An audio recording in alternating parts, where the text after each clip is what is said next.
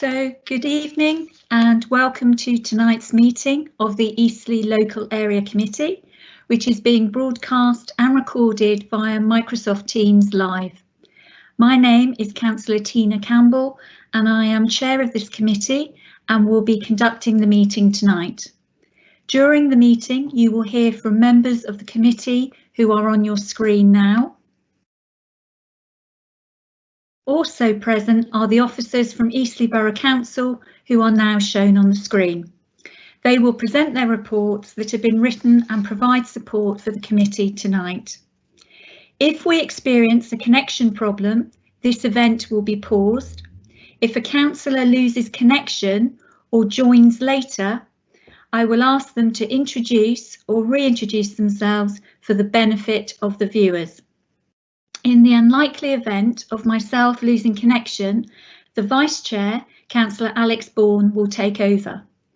Please bear with us this evening as this is only our second meeting in these roles and our first dealing with planning matters, which is always interesting. We always welcome people to speak at the meeting, although this is a formal committee meeting of Eastleigh Borough Council and not a public meeting. Public participation during this virtual committee will be undertaken in a slightly different way. The members of the public that have registered to speak will be invited into the live event at the relevant agenda item and will be given a total of 3 minutes to speak. A verbal 30-second advance warning will be provided by the local area manager.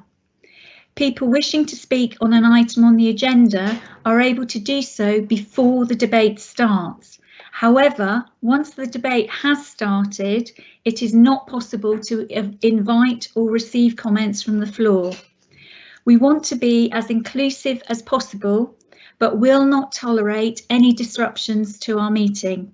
Should there be any disruption, we do have the power under the Council's constitution to remove people from the meeting or continue in private. Neither course of action we take lightly or wish to do, and I'm sure it won't be necessary to do that this evening. So the first item on our agenda, apologies. Laura, do we have any apologies this evening, please? Chair, we have apologies from Councillor Bicknell and Councillor Doogie. Thank you.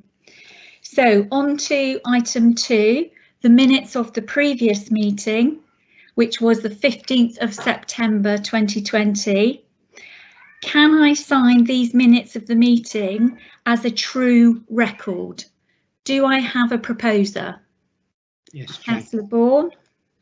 And do I have a seconder? Councillor Tyson Payne.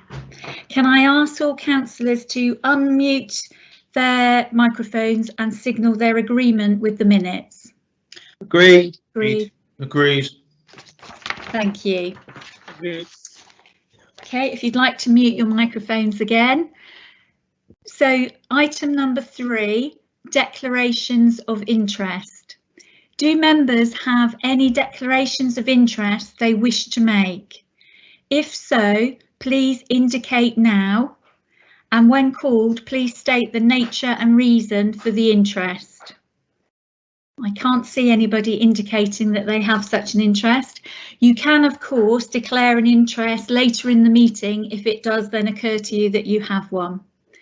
Okay, so that takes us to agenda item. Chair, I understand we've got a motion about sports field at Stoneham.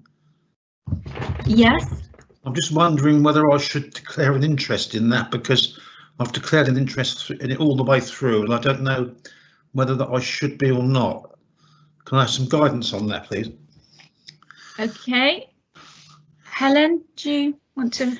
I believe your interest is in relation to your position at the church. Yeah, that's correct. Yeah. And that relates to all the planning items. And I believe this item, this motion, doesn't relate to that. It relates to, I think it's probably far enough removed that there isn't an interest there that would apply, because it relates to the football ground and highway words without wanting to preempt the item. So I think you're probably fine. But obviously, if when you look at the papers, you believe that there is a point of concern, we can always have another discussion then, if that helps.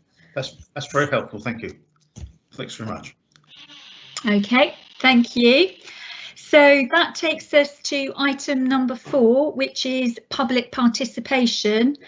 I believe that we don't have any public participation. Is that correct, Laura? That is correct, Chair.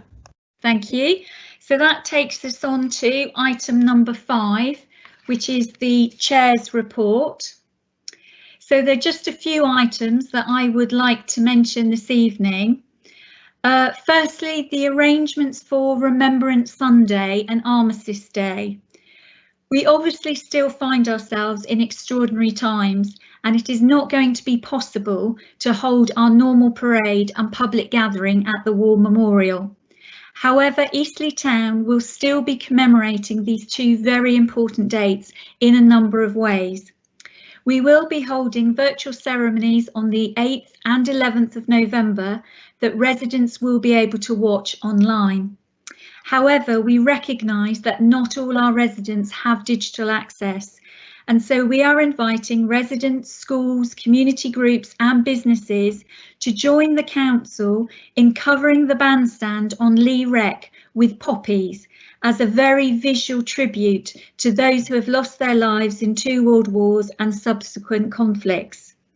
Additionally, we will be encouraging residents to participate in the doorstep silence and to decorate their homes with poppies with help from the creative team at The Point. Similarly, people have been asking us whether a Christmas is cancelled this year. Whilst I cannot provide all the details at this stage, I can confirm that we will be having Christmas lights and a tree in Eastleigh as usual. Unfortunately, COVID restrictions have put a stop to the fireworks, but that doesn't mean that we cannot celebrate the festive season. More information about our Christmas activities will be released in the next few weeks. My next announcement is a huge thank you to Scott Steele and the team at CAM Civil Engineering Limited, who have very generously provided free of charge the labour, plant, machinery, subsoil and topsoil to complete the new mounds on the Lawn Road wreck. As I mentioned at the last meeting, these mounds are part of a £150,000 upgrade of this play area. And whilst talking about play areas, I would like to confirm that the 2 at the Stoneham development have now opened. And judging by the photographs of the Mayor and Councillor Bicknell that I saw of them at the opening ceremony, the woodland play area provides great fun for all ages. My final announcement is a potentially very exciting one for the residents of Eastleigh, as it concerns increasing even further local democracy within the area. It was agreed last night at the admin committee to conduct a community governance review to consult with ELAC residents whether they would like the non-parished area of Eastleigh to become parished. This would give local residents a greater control over community assets and will enable them to have more input into local decision making. Currently, the only parts of ELAC that are parished are Albrook and Velmore, which falls within the Charnesford parish. The public consultation will take place later this year, and I would urge you all to participate in this review and take this opportunity to ensure that as many decisions as possible are able to be taken locally. Thank you. So that does take us indeed on to item 5A, which is an emergency motion relating to the Stoneham Lane football complex. So apologies, it wasn't possible to publish this with the main agenda, but it's an urgent item that's come to our attention. So Councillor Bourne, will you move your motion, please? Thank you, Chair. I'd like to move the motion that this local area committee notes that we are extremely lucky to have the fantastic Stoneham Lane football complex on our doorstep so that boys, girls and adults can play the beautiful game, and AFC Stoneham have an amazing new home ground. Disappointingly, though, the access to this facility under the motorway bridge has a large number of lights not working, and the access from the overflow car park does not have a safe pedestrian crossing. The local area committee calls upon Hampshire County Council and Highways England to treat these issues with the utmost of urgency. Hundreds of children access this facility every week, and they need to do so safely, especially with the evenings getting darker. So the Hampshire FA CEO has contacted me over the weekend.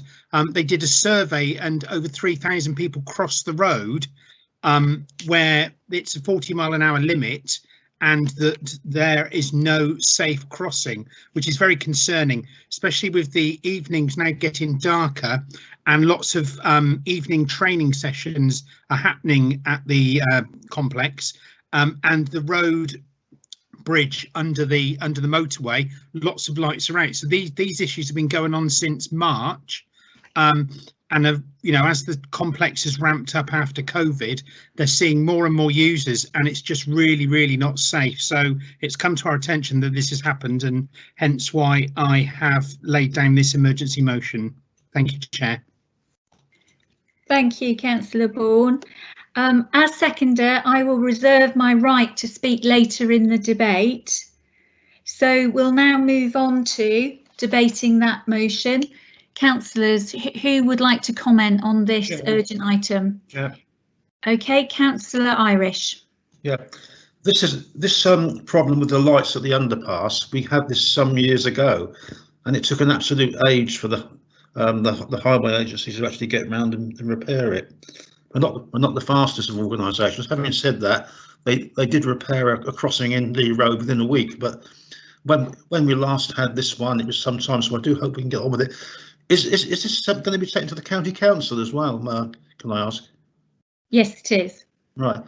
Well, as the county councillor for the area, I'd be very much. I'll be quite happy to actually give all the assistance I can. So anything I can do as the county councillor for the area to push the county council, you can rest assured that I will try and do, Chair. Thank you. Thank you. Do we have any other councillors who wish to speak? Councillor Tyson-Payne? Yes, I just want to echo the necessity for this. I don't think there's anything to add other than this is urgently required. The sooner we get this sorted, the better. Many thanks. Thank you. And Councillor Mann, I think you indicated you wanted to speak. Well, I think it should be done as soon as possible, because before we have an accident, because it's not just 40-mile limit there. The roads got loads of bends in it as well, and you can't see the cars coming very far. Okay, thank you. Any other councillor wishing to speak?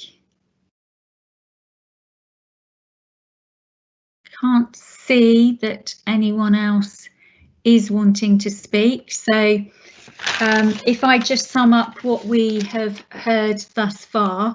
So essentially we have two issues. So one is the lighting, and the other is the fact that there isn't a safe crossing point to get from one side of the site to the other. It's a 40-mile-an-hour speed limit there. It's not a straight road.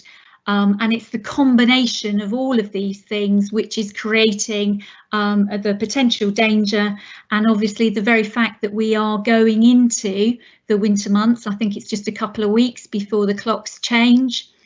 Then with that kind of number of people crossing over a weekend, 3,000, and many of them, young children who might be very enthusiastic about getting from one side to the other. There are lots of factors which create the risk, and so we are really calling on Highways England and Hampshire County Council to do what is necessary to make this site as safe as possible, because it is, as Councillor Bourne pointed out, an absolutely fantastic facility for us to have in the area, but we obviously don't want it to be the site of a tragedy, and at the moment we have all the ingredients to create one.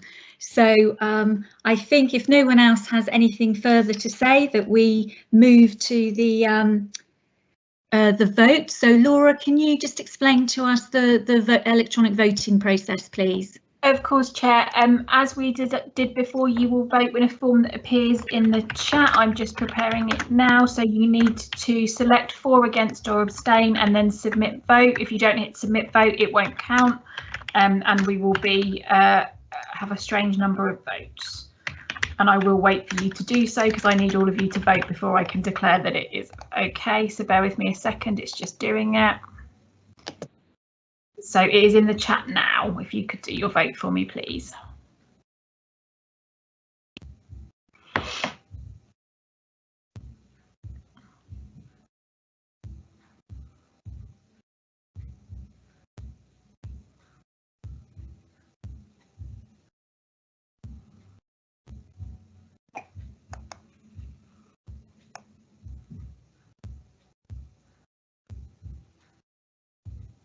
Still missing one vote, councillors.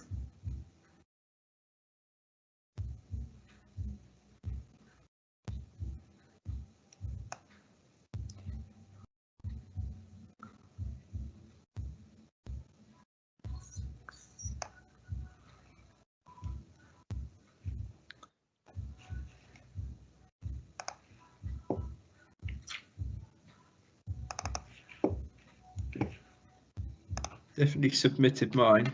Yeah, is somebody not hit submit on their vote? Is it still sitting with 1 for, against, abstain highlighted?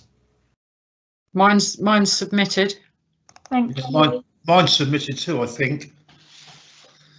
I'm just checking. I'm just waiting for the web page to open.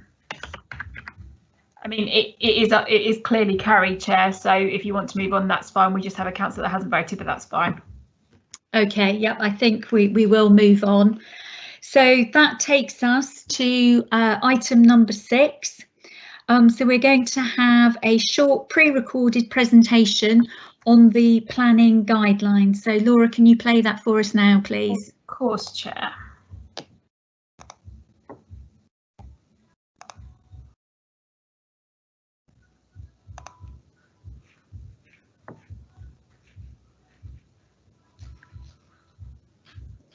Apologies, my system is running very slowly, so bear with me a second.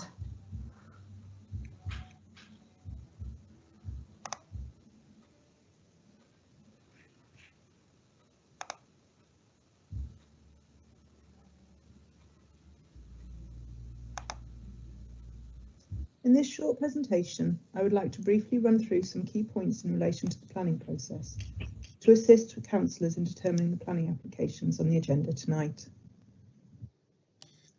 The starting point for determining any planning application is that a proposal can only be considered on planning grounds and must be determined in accordance with the development plan unless material planning considerations indicate otherwise.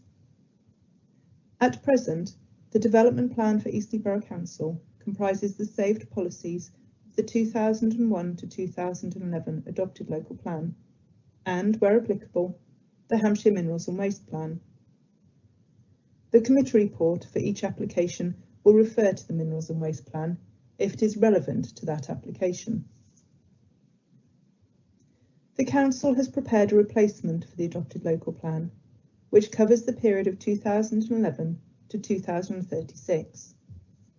This plan has been through the examination process and the inspector's post-hearing advice was received in April. Where there are specific policies relevant to a site, the committee report provides an indication of the weight that may be given to those policies. The report will also advise on the weight to be given to the submitted local plan in general. Other documents that may be of relevance include supplementary planning documents, or SPDs, which are adopted by the Council and provide more detailed guidance on specific matters. Guidance and policy published by government is also relevant. In particular, the National Planning Policy Framework, or the NPPF, is a significant material planning consideration. The NPPF sets out key planning requirements, seeking to ensure planning decisions deliver sustainable development. The guidance recognises that there are different components to sustainability which interlink. For applications proposing larger scale development, the committee report will cover each of these three strands separately. Other material considerations that may be of relevance to an application can include, for example, planning history, both of the site or nearby, appeal decisions made by the Planning Inspectorate, and case law where decisions have been taken through the courts. Site-specific matters, such as residential amenity, infrastructure and ecology, are significant considerations. There are some matters that are frequently raised that cannot be considered within the planning process. These include devaluation of property, civil matters such as boundary disputes, and matters covered by other legislation. As councillors are aware, there are a number of different types of planning applications, which can be identified by the different letter prefixes in the planning reference. Of these, a local area committee will typically deal with three types of applications. These are full, outline, and reserved matters. Full applications have all the detailed information necessary to determine whether a proposal is acceptable, submitted in a single application. There is a two-stage process that allows for outline and reserved matters applications to be submitted. An outline application provides sufficient information to determine whether the principle of development is acceptable and may include some detailed matters, which is then followed by reserved matters or multiple reserved matters applications at a later date to deal with the details not approved at outline. Typically, where planning permission is granted, conditions are imposed which may require further information to be submitted, or may require certain details or measures set out in the documents supporting the application to be complied with. Where more information is needed, a further application is to be submitted to the local planning authority to discharge those conditions. If conditions are to be imposed, they are required to meet the 6 tests set out in the legislation, which can be seen on the slide at the bottom. That concludes the presentation. Thank you for your attention.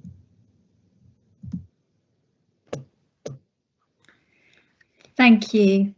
So that moves us on to item number 7, which is the first of 2 planning applications this evening relating to the Eastleigh Railway Works. Can I remind councillors that you must be present for the duration of this item in order to be able to vote? And can I ask David Huckfield to present his report, please?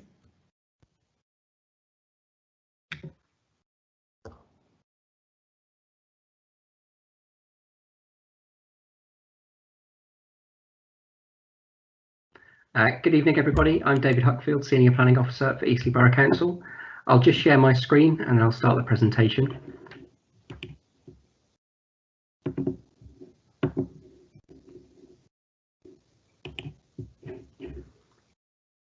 Can somebody just let me know they can see the PowerPoint presentation? Yes, can. Okay, thank you very much. I'll now start the presentation. Our first planning application of the evening is a full application for Eastleigh Rail Works and seeks approval for the demolition of existing buildings and the erection of up to 2,444 square metres of floor space for use within classes B1C, that's light industrial, B2, which is general industry, and B8, which is warehouse and distribution. Provision for open storage use for up to 2.5 hectares of the site, which will be part permanent and part temporary. Alterations to access, including road widening, a new section of footpath and the creation of new vehicle access via Campbell Road, the installation of acoustic barrier and associated works, including parking, services, landscaping, infrastructure and groundworks. This is the application site, which you can see here outlined in red. It's formed of 2 irregular shaped parcels of land, totaling approximately 5.2 hectares within the Eastleigh Railworks boundary. Both areas are accessed from Southampton Road and by the Camel Road Railway Bridge. The parcel to the north lies to the immediate east of the bridge, which you can see just here, while the larger area of land to the south spans the boundary with the residential properties in Campbell Road and lies to the southwest of the main railworks building. Both areas fall within the Eastleigh Railway Works Special Policy Area within the Council's adopted local plan and are subject to the Eastleigh Riverside designation within the emerging local plan, which promotes the site's comprehensive redevelopment for employment purposes. I appreciate it's quite difficult to see much detail on this larger plan, so we'll look briefly at each area in more detail. This is the northern section, which is referred to in the submission as Area 1. As I said, this is located to the immediate east of the Camel Road Railway Bridge, with vehicle access provided from Camel Road within its southern section. This area principally includes Parkway House, which is just in here. It's an attractive Victorian 2-storey building, which is presently utilised for office purposes and incorporates a 1960s flat roof extension to its northern side, which is just in here. There's also a training centre to the south within a pitch roof red brick building, which is known as Unit 6. Parkway House forms part of a grouping of buildings which are identified as being of local importance within the adopted local plan in recognition of their significance to the railway heritage of the site. This includes the access steps from Camel Road, which is just in here, as well as the gatehouse and clocking in booths where railway workers would have historically entered the site. To the south of Area 1 is a portion of vacant land which was previously occupied by a now demolished industrial building known as Unit 7, which you can see on the aerial photograph on the right hand side of the screen. These are some photos of Area 1 for context. You can see Parkway House to the top left hand side of the screen and the rather less visually appealing 1960s ascension to its left hand side. To the top right is the entrance to the historic pedestrian steps, which are at the eastern end of the railway bridge and are currently unused. Below this is the view down the steps with the gatehouse and clocking in building in the background. You can also see part of Unit 6, which was formerly the workers' canteen building on the right hand side of this image. And to the bottom left is the now cleared area where Unit 7 formerly stood. This is the larger portion of the site to the south, which is referred to as Area 2 within the application. It comprises of a mixture of somewhat tired industrial buildings as well as external storage areas, vacant plots, parking areas, internal access routes and areas of hard standing. The site is partially bound by rail tracks to its eastern side, beyond which lies the main Railway Works depot building. It's currently occupied by Arlington Fleet Services, who principally maintain rolling rail stock. To the opposing side, to the southwest, lie the residential properties within Campbell Road, which back onto the application site with the rear service route, which serves these dwellings running parallel with the application site boundary.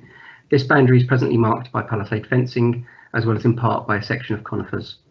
Access to this area is from Campbell Road to the northern side of number 1, just in here. Again, some photos of this area for context. You can see the site access from Campbell Road to the top left-hand corner of the screen, with number 1 to the right-hand side, in between which is the access to the rear service route, which I mentioned. The service route itself is shown in the top right-hand image, which also shows the proximity of the residential properties on the left to the application site on the right, and the image at the bottom of the screen just give an indication of the interior of the site, including areas of hard standing structures and adjacent buildings. So turning to the development proposals within Area 1, first of all, the 1960s extension to the north of Parkway House is proposed to be demolished, with this area being converted to parking to serve the office use. The area to the south, where Unit 7 formerly stood, is also proposed to be used as car parking, with a new access to this area of the site being provided to the southern side. A small section of the clocking in building at its eastern end, so just in here, is to be removed to allow improved vehicle access onto Parkway House to the north. And in addition, the development includes widening works to the eastern side of Campbell Road and the provision of a section of pedestrian footway, which will necessitate alterations to the access steps which serve Area 1. So just looking at that element of the proposals in more detail, the section of Campbell Road alongside Area 1 is currently devoid of pedestrian footway and is fairly narrow in nature, as you can see from the photograph at the top right hand side of the screen. The proposals include the widening of this section of carriageway to 8.3 metres, making it easier for vehicles to pass and also turn onto or off the bridge, as well as the provision of a 2 metre wide pedestrian footway, which will link to the existing footway further to the south and also includes a pedestrian refuge at its northern end. You can just about see the widened section of carriageway shaded yellow on this plan, with the footway in the darker shade of grey, and the image at the bottom right hand side of the screen gives an impression of how that will look. That's looking southwards down Campbell Road. The refuge will be in here and will allow pedestrians to look along the bridge in a safer location before crossing. This element of proposals does necessitate some changes to the upper entrance of the pedestrian steps, as I mentioned, and as you can see in the central image on the right hand side of the screen, with these steps proposed to be brought back into use as part of the application proposals. Turning to the southern section of the site, the proposals for this area include the demolition of the existing buildings, the realignment of the internal access road, which currently runs closest to the boundary and will be moved slightly inwards into the site, and the provision of 6 open storage plots, which you can see highlighted in blue on the plan on the screen, with these being varying shapes and sizes. Permanent consent is sought for plots 300, which is just in here, as well as 303 and 307, with temporary consent being sought for 5 years for plots 304 and 305, and for 10 years for plot 320, which is a larger plot at the southern end of the site. In addition, the scheme also includes the provision of industrial buildings, which you can see just in here, and the installation of an acoustic fence along the southwestern boundary. We'll briefly just look at each of those elements in turn. So these are proposed industrial buildings. They're comprised of a single terrace totaling 2,444 square metres in floor space, which is subdivided into 4 units, with parking and loading space from the site frontage, which is on their southwestern side. You can see the layouts of this area at the top of the screen and part of the elevation of the building at the bottom. The buildings are 9.7 metres high. They're industrial in character and appearance, but have high sustainability credentials, being designed to achieve a BREEAM Excellent rating. As I said, the proposals also incorporate the provision of an acoustic fence, which would run along the full length of the boundary of the dwellings in Campbell Road. You can see the line of the fence shown green on the plan on the screen. Whilst its installation will necessitate the removal of the conifers along part of the central section of this boundary, it will reduce noise levels to a degree and also provide visual screening for the site, and will therefore benefit the residents of Campbell Road. Turning to key points, so the principle of development is acceptable and it accords with, say, policy 111E of the adopted local plan and policy E6 of the emerging local plan, which seek to promote industrial and employment development on the site. The proposals also represent a significant investment in the railway works site, which would enhance its visual appearance and notably improve its economic offering. They'll provide for a mix of employment uses with temporary permissions for some open storage plots. This is to allow these to be reassessed over the medium to longer term against the borough's employment targets as the local plan progresses, and also to potentially facilitate built employment floor space in the future. The impacts of the developments on the buildings of local importance within Area 1 are considered to be acceptable. They'll improve the setting of Parkway House in particular, and also allow for improvements to pedestrian safety on Campbell Road in the case of the changes to the access steps. The new industrial buildings, as I mentioned, also have high sustainability credentials and are designed to achieve a BREEAM Excellent rating. There's no airport safeguarding objections subject to conditions. Turning to noise and amenity, the majority of the existing site has an established B2 general industrial use with no limits on hours of access, operations or noise outputs from the site. So when considering the development proposals, therefore, it's necessary to seek to find a balance between acknowledging this fallback position, not inhibiting economic growth on the site, and also respecting the amenity of the occupiers of neighbouring residential properties. The proposals are supported by a noise assessment, which demonstrates noise levels would not exceed existing ambient background levels, and a range of controls are proposed to be introduced to limit and control the impacts arising from the development proposals on neighbouring community. Some of these controls are shown on the screen, and these include HGV movements being limited to 7 AM till 8 PM, Mondays to Saturdays only, and not at all on Sundays or public holidays. External operations on the open storage areas and deliveries to or from the site also being limited to these hours. Whilst operations could be carried out within the new buildings themselves outside of these times, there are conditions to limit noise levels as recommended by Environmental Health and to require the doors to remain closed during these periods. A noise management plan is also to be provided, setting out measures to limit noise and ensure ongoing management in Area 2. As I said in the previous slides, an acoustic fence is proposed along the length of the boundary of the residential properties in Campbell Road, and this would need to be installed prior to the industrial units or open storage uses being brought into use. In addition, there's limits on heights of open storage, with areas in close proximity to the fence not being permitted to exceed its height, as to not undermine its acoustic value and ensure that storage is not visually intrusive for residents. In terms of demolition and construction, we'll seek to control the impacts of proposals via a construction management plan covering a range of highway and amenity related impacts such as noise and dust controls, and conditions will also be imposed to control construction and demolition hours. In terms of highway related considerations, the submitted transport assessment demonstrates an overall reduction in daily vehicle trips of 26 vehicles per day, and this has been accepted by the Highway Authority. Sufficient on-site parking is proposed, and vehicular access arrangements to the site are also considered acceptable. The proposals, as I mentioned in the previous slides, also include widening works and additional pedestrian infrastructure along the northern section of Campbell Road.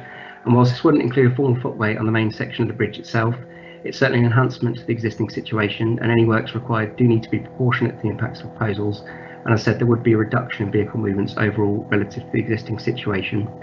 Additional information was requested in the context of these works by the Highway Authority during the application process. This has now been provided and shows no material increase in pedestrian or cycle movements, and a modest increase in HGV movements of 13 additional trips across the AM and PM peak periods.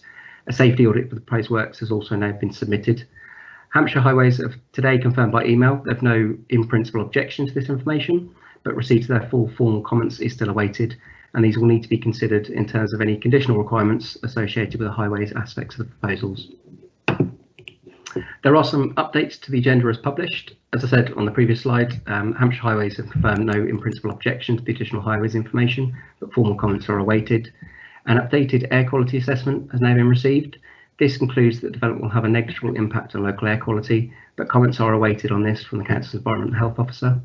Comments have also now been received from the Council's ecologist on the additional information received, and no objection has been raised subject to conditions concerning drainage, landscaping and vegetation clearance works. The requisite habitats regulations screening for the development can now therefore be undertaken by the Council. Conditions have also now been agreed regarding site contamination. These accord with those recommended by Environmental Health and the Environment Agency in their consultation responses, but allow a phased and proportionate approach where different areas of the site will be developed or brought into use before others. And there's also some minor tweaks made to the wording conditions 7 and 8. These relate to hours controls and external storage height, and this is just for clarity. Members have been sent an updated schedule of these conditions in full.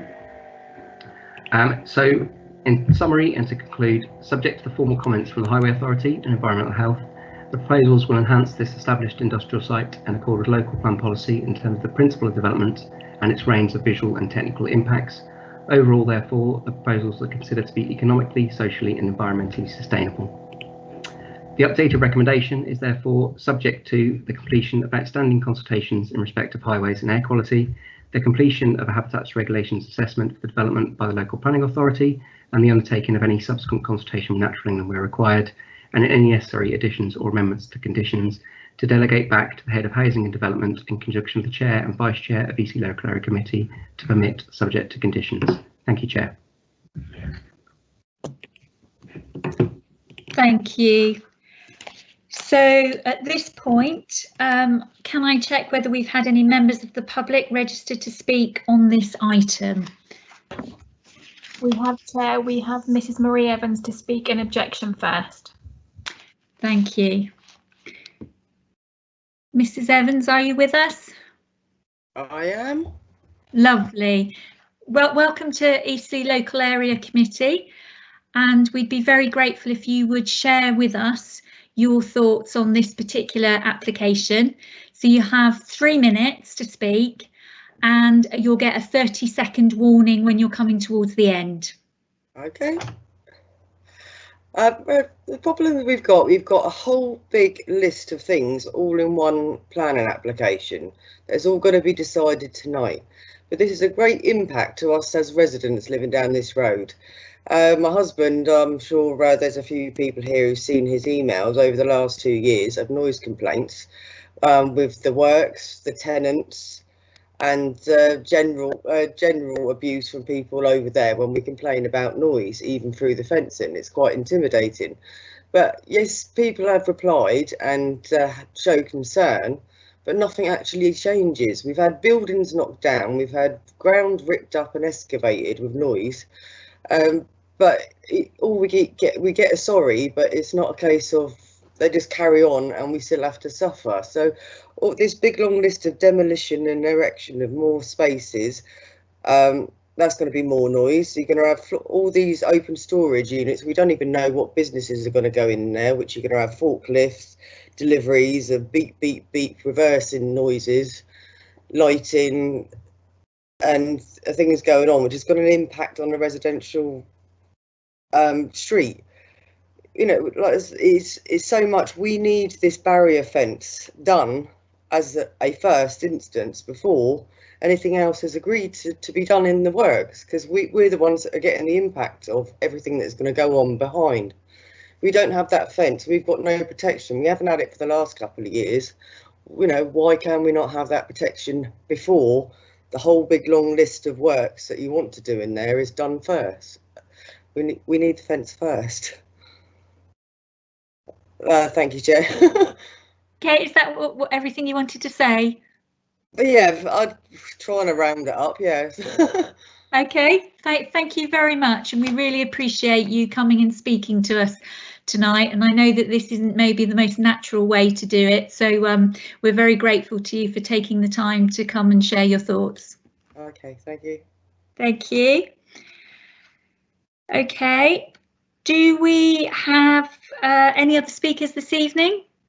We have no other live speakers, but we do have some. Oh, sorry, we don't have any live speakers in objection. We do have some live speakers in support. Okay. And we have, I believe, Chris Moore to start. Lovely. Sorry, Mrs. Evans, could you turn your camera off until you speak on the second application? Thank you. Hi, Mr. Moore. Good evening, members. Am I okay to start now? Yep. Yep, whenever you're ready, yep. 3 minutes. Okay, my name is Chris Moore of Savills, and I'm the planning consultant acting for the applicant. As you will have read and heard, the application has been recommended for approval, subject to a number of conditions and in delegation with the chair and vice chair. This recommendation follows comprehensive and robust assessment by your professional officers and all other statutory technical consultees, including the local highway authority. Throughout both the pre-application and application process, we have worked in partnership with officers of the council and responded positively to matters raised during consideration of the proposals. The applicant acquired the Eastleigh work site in 2018 and has since been working hard to address a number of issues relating to planning and site operation.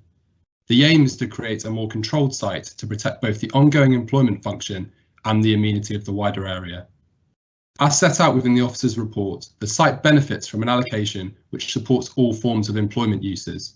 This allocation has also been retained by the emerging local plan, and the site is proposed to deliver a significant quantum of the borough's future employment floor space requirements.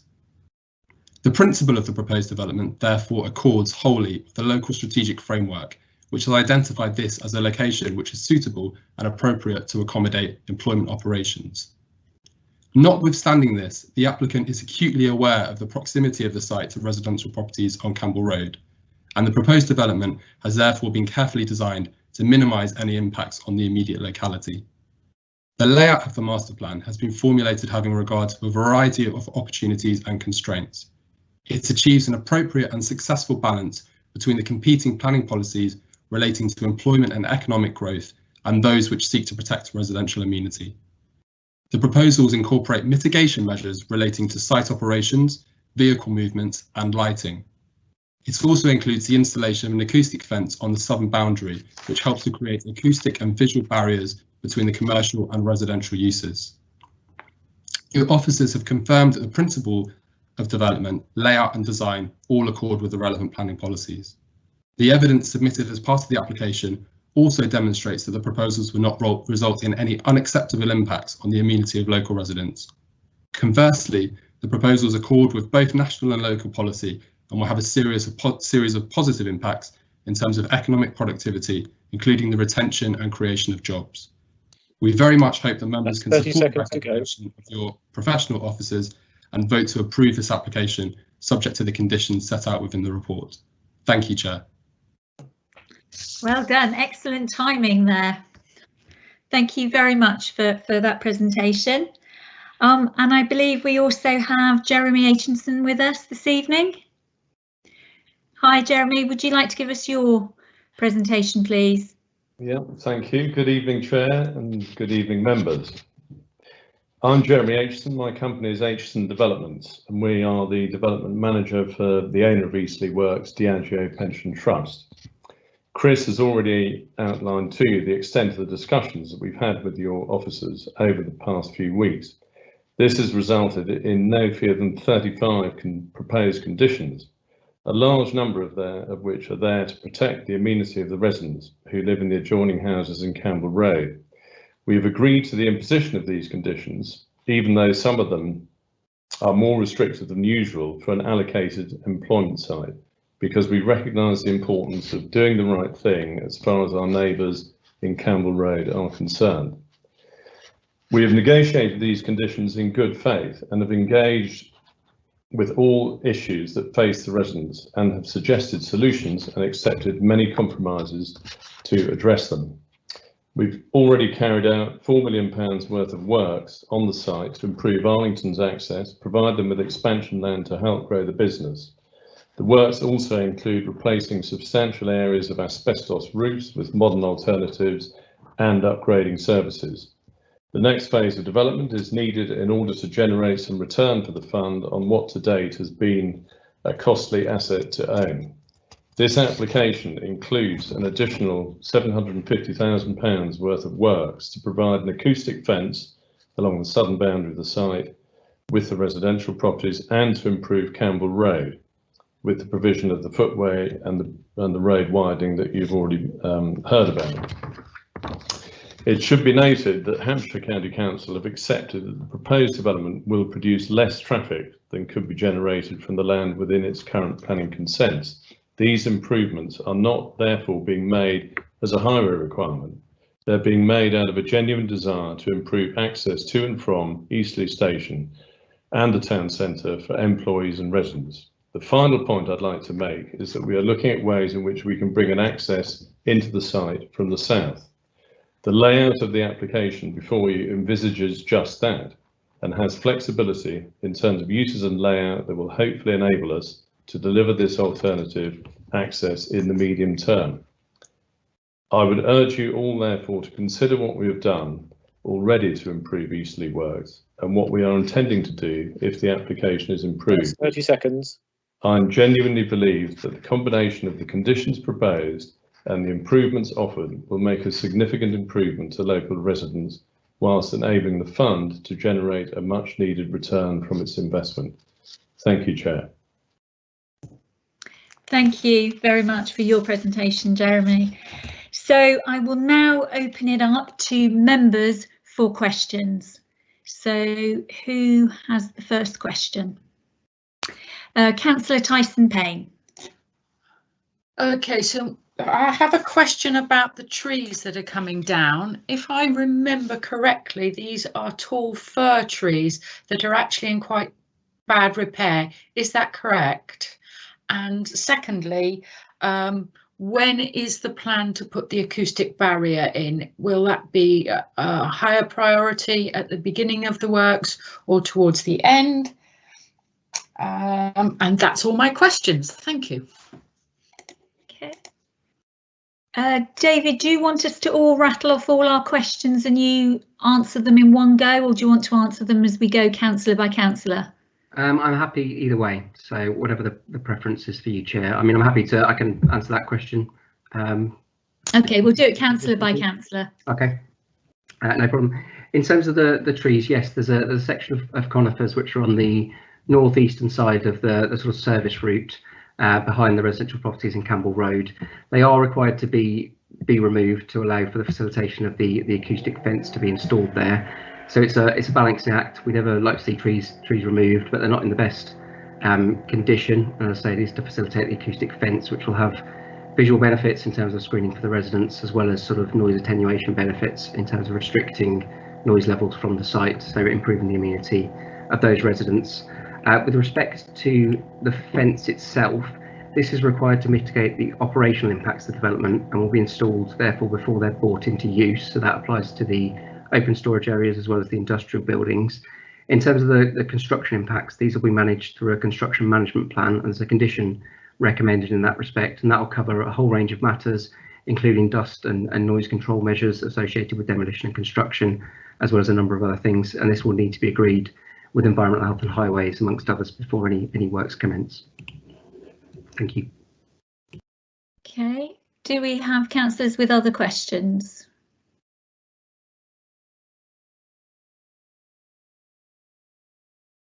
No. No questions. I'm sorry, councillors, but I do have questions. If no one else has questions, I'm just going to ask some of mine, and maybe Councillor Irish might have some as well, as it's our ward. So the first one, I just wanted to just understand. So I appreciate that this is predominantly sort of, you know, employment. This is what this is geared towards, is employment. However, there is this sort of temporary period where we're allowing this, or it's suggested that we allow this storage. And there are two parts. So one part is sort of having a limited period of 5 years. And then there's another part that's having a limited period, but that's sort of 10 years. So could you possibly explain more why they're not both 5 years, for example, bearing in mind it's employment? The next one, okay, now I think I'm fine with that one, so I'll move on with that. So you mentioned in answering Councillor Tyson Payne's question about the fence, because I too was going to ask that same sort of question. Certainly reading the comments from on the planning portal from all the residents, there's a large expectation that that would go in first. And bearing in mind during lockdown, there were quite significant problems on the site from dust and from noise. I guess my question is, what specific, I'm not sure that I really understand what is going to be done differently this time, because I did go across the site and I did hear for myself the very extreme noise that was there. So it's, you know, presumably we had a construction management plan last time, so it's just that reassurance, what's going to be different, because it was really bad last time.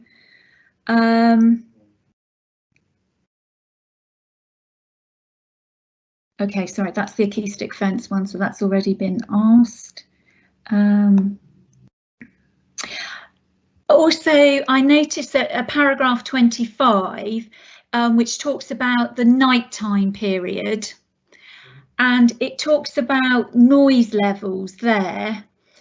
And I was sort of a bit surprised. Now, I'm not a noise expert at all, so I probably haven't understood this correctly, but certainly in terms of the noise, I was just surprised by some of the limits that were put on for sort of nighttime noise, because just when I was sort of Googling around about this, I was looking at guidance from the World Health Organization, and that was talking about, you know, nighttime noise in excess of 30 decibels. That being sort of problematic, and then if it was at 45, it would stop you falling asleep. So I was quite surprised by those sort of levels there, but possibly I've not, you know, understood that correctly. I wonder, do we have any idea actually of how many jobs are going to be created as a result of this application? And then I just wanted some clarification around the transport and the traffic movements. So I was very clear that there is a overall reduction on the number of traffic movement, which is, you know, clearly to be welcomed. But in terms of, I guess, what I would call the proportion of vehicles within that. So overall, the number is decreasing. But if I've read it correctly, is it right that actually the number of HGV movements is increasing? So overall, it's decreasing, but there will actually be even more HGV movements than there are now. And we're nearly at the end.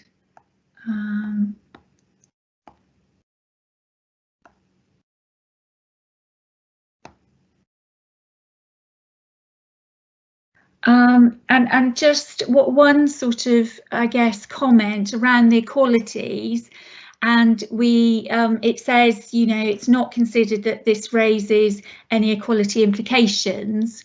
And I just sort of wanted to flag, particularly where air quality is concerned, and the fact that our sort of approach to equality is that we also include people affected by social deprivation, and the very fact that people with social deprivation may well be living in areas where there is sort of traffic congestion and things like that, and poorer air quality.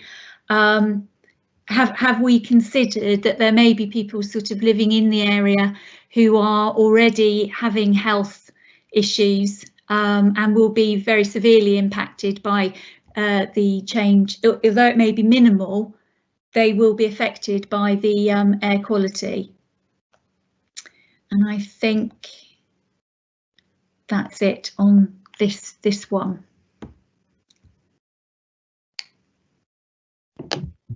Okay, so just to take each of those in turn. So in terms of the temporary periods that apply to the different areas of land, so it's a bit of a balance really. Some of that was triggered by comments from the planning policy team.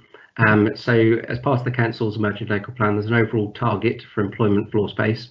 As part of this scheme, so whilst there'll be comprehensive redevelopment, in terms of the actual floor space provided, there would be a reduction from the outset initially.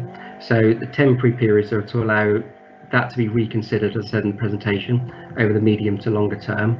Some of those plots also, the ones particularly that are next to the existing industrial buildings, potentially lend themselves to further buildings in future, so we can reconsider that at that time. It's also finding a balance between allowing the site to have economic benefits from the outset. So essentially, if we insisted on all buildings from the outset and there wasn't a market for that, then potentially that limits the economic benefits. So it allows the site to have productivity from the outset, but also for it to be reassessed in time. In terms of the difference between the larger plot and the two smaller plots, so the 10 years, that's kind of as a result, as I say, of that sort of discussions with the applicant in terms of what's reasonable, proportionate, recognising that they will need to get tenants on that parcel of land, but also limits it for a temporary period. So Mr. Aitchison mentioned the potential for another access to come from the southern side. That would most likely come through potentially through that plot if it was delivered, and that temporary period of time therefore just doesn't prejudice that over the longer term and going forward. With regards to the demolition works, I understand there were some issues with demolition of buildings on the site during the summer, which were not ideal. Obviously, given the current situation, a lot more people are at home than normally would be the case. The demolition of buildings can be undertaken as a permitted development, so there's a less element of control in itself. But with this scheme, the more comprehensive redevelopment scheme, we can insist on a more comprehensive construction management plan. So there's quite a lengthy condition that's recommended that covers a whole range of different matters, noise, dust, drainage impacts, airport safeguarding impacts, to allow us to control that. And within that, there would need to be provided measures of how noise will be limited during construction, how dust will be managed, so sort of dampening down, types of equipment that will be used, how noise will be generated, and how they'll limit impacts on neighbouring amenity. And there's also controls on hours of working that are recommended. In terms of the noise levels that are set, so there is guidance in terms of noise levels that are acceptable within residential properties. So the 30 dB that you mentioned is an appropriate noise level, as I understand it, within a bedroom. So that'd be the level of noise that will be received by the residents of that property within that bedroom. The noise levels that are mentioned in the condition are measurements that are taken at 1 metre from the external facade of the industrial buildings. So they're not the same as the levels that be heard within residential properties. Obviously, you've got a separation distance between the two. You have a natural reduction in noise over space, and because of the separation, you've also got the acoustic fence going in there, and obviously the buildings themselves have a level of noise mitigation by the bricks and mortar, and also the fenestration. So that level reflects all of those considerations, and also takes into account the background sort of ambient noise levels on the wider site that are heard from elsewhere, the wider railway works, traffic on Southampton Road, Campbell Road, and the airport itself. In terms of job creation, I haven't got an exact figure for that, but as I said in the presentation, it's kind of covered in the report. There's kind of the wider economic benefits of the scheme as a whole. So as well as jobs, it's the the overall improvement of the site, both visually in terms of the sort of economic offering and its general appeal to potential occupiers. And I think as Mr. Moore and Mr. Aitchison mentioned as well, it's that overall management of the site through a sort of master plan approach. The site has been subject to sort of piecemeal redevelopment over a number of years and a sort of lack of control. So it's having that overall control and management of the site, which overall, as I say, contributes to improving its sort of economic benefits and also limits its impacts on neighbouring amenity. In terms of air quality, an updated air quality assessment has been provided, which takes account of the latest transport data. That concludes there'll be a negligible impact on air quality within the local area, but we are awaiting comments from the Council Environmental Health Officer on that information, and that is part of the recommendation, is subject to receipt of those final comments. So the Environmental Health Officer will comment on that. If there are any issues arising, then they will need to be suitably addressed. Finally, I think the other matter was transport. So the overall trip rate is all vehicles. So that includes everything, and overall there's a reduction in the number of vehicles. Within that number, that's broken down into different types of vehicles: cars, light goods vehicles, HGVs. There is, as I said in the presentation, a modest increase in HGVs, which is 13 over the sort of peak periods of the day, which are kind of the crucial periods, if you like. That is based on a sort of a average trip rate. So that figure is derived from what's called the TRIX database, and that looks at the type of uses on the site and gives a kind of an average. That average is based on an example site from elsewhere, which is quite an intensive storage and distribution site where they have quite a high number of HGVs. So it's not necessarily that's exactly what will happen on the operation of the site, but it gives that indication based on an average of what might occur. Okay, thank you very much.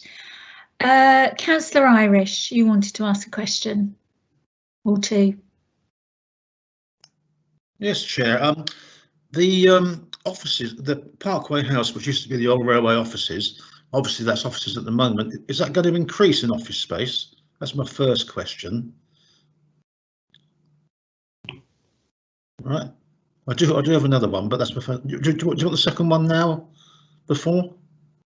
I can answer that question firstly. So the Parkway House, so as I said in the presentation, you've got the kind of original sort of attractive two-storey red brick Victorian sort of character building, which is locally listed, which, as you said, was the original offices for the railway works. That was subject to a rather visually inappropriate, I would argue, 1960s flat roof extension to its northern side.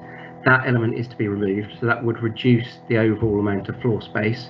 But against that, there'll be an increase in the level of car parking that serves that use, and also an improvement to the setting of that building itself. So the northern flank elevation will be reinstated, and as I say, at the moment that extension sort of detracts visually from the building, so there'll be an overall improvement to that locally listed structure.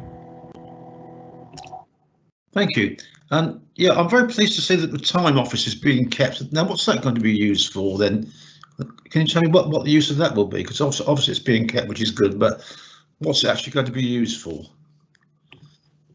At this stage, as I understand it, and the applicant may be able to sort of correct me, it's sort of unknown as to exactly what it will be put to use for. But the crucial point from a sort of heritage perspective is that it was retained. At the moment, that building and the steps as well, which lie adjacent to it, have kind of fallen into a little bit of disrepair from sort of disuse and probably lack of maintenance over time as well. So the steps, as I said, will be restored, as will the gates, which provide access to the gatehouse and the time office. So it will be retained, but its use at this stage is to be determined, as I understand it. Thank you very much. That's very helpful. Thank you.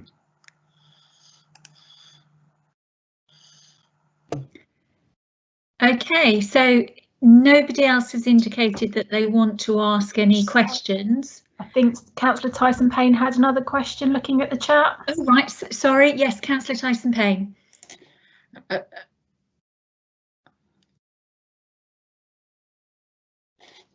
Thank you for coming back to me, but actually you asked the question I was going to ask, which was about the traffic, so I will move on. Okay. Fantastic. So if we don't have anyone else who wants to ask a question at this stage, and I think I'm safe to say we don't. So do I have a proposer? I'll propose. Okay, thank you, Councillor Irish. And a seconder?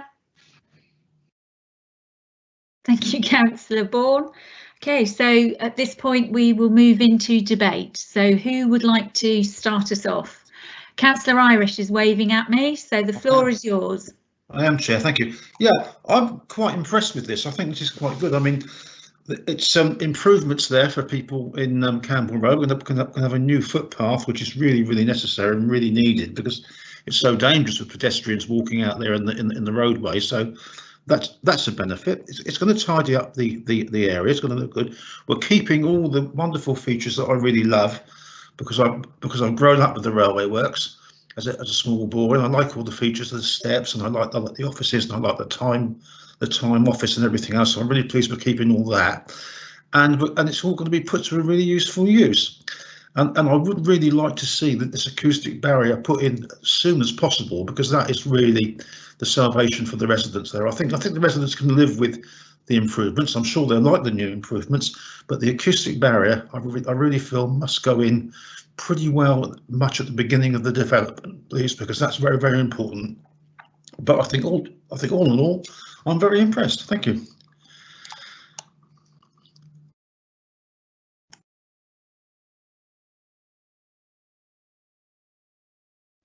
Chair, you're muted. Sorry, I was asking who would like to go next, and I see that Councillor Tyson-Payne has already said she would like to. So I feel this balances the need of development with the needs of the residents. However, I'm in agreement with Councillor Irish that the acoustic barrier, the sooner that can go in, the better, if only to help allay the fears of the residents. Because actually what I've heard is the acoustic barrier only comes into benefit once the buildings are in use. But by putting it in earlier, it will help to foster good relationships, I think, with the local residents, and I think that's to be applauded. I'd like to see something greener there, and I know it probably isn't going to happen, but it is not a green space. It would be nice to have something green. On the whole, though, I think this is an improvement, and I look forward to future improvements. My only concern is the office buildings, because actually office buildings are becoming less and less of a need as the world has changed, and I question whether in a few years' time decisions will be made differently for the use of the office buildings. But other than that, I'm generally in agreement with this proposal. Thank you, Chair. Thank you, Councillor Tyson-Payne. So do we have any other councillors wishing to speak? Councillor Mann.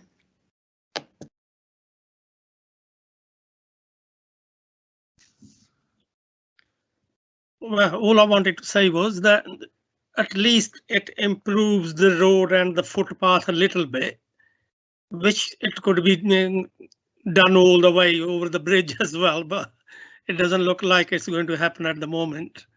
Hopefully in future they can maybe persuade the railway to cooperate with them and get that done as well. That's all. Okay, thank you, Councillor Mann. Any other councillors wishing to speak?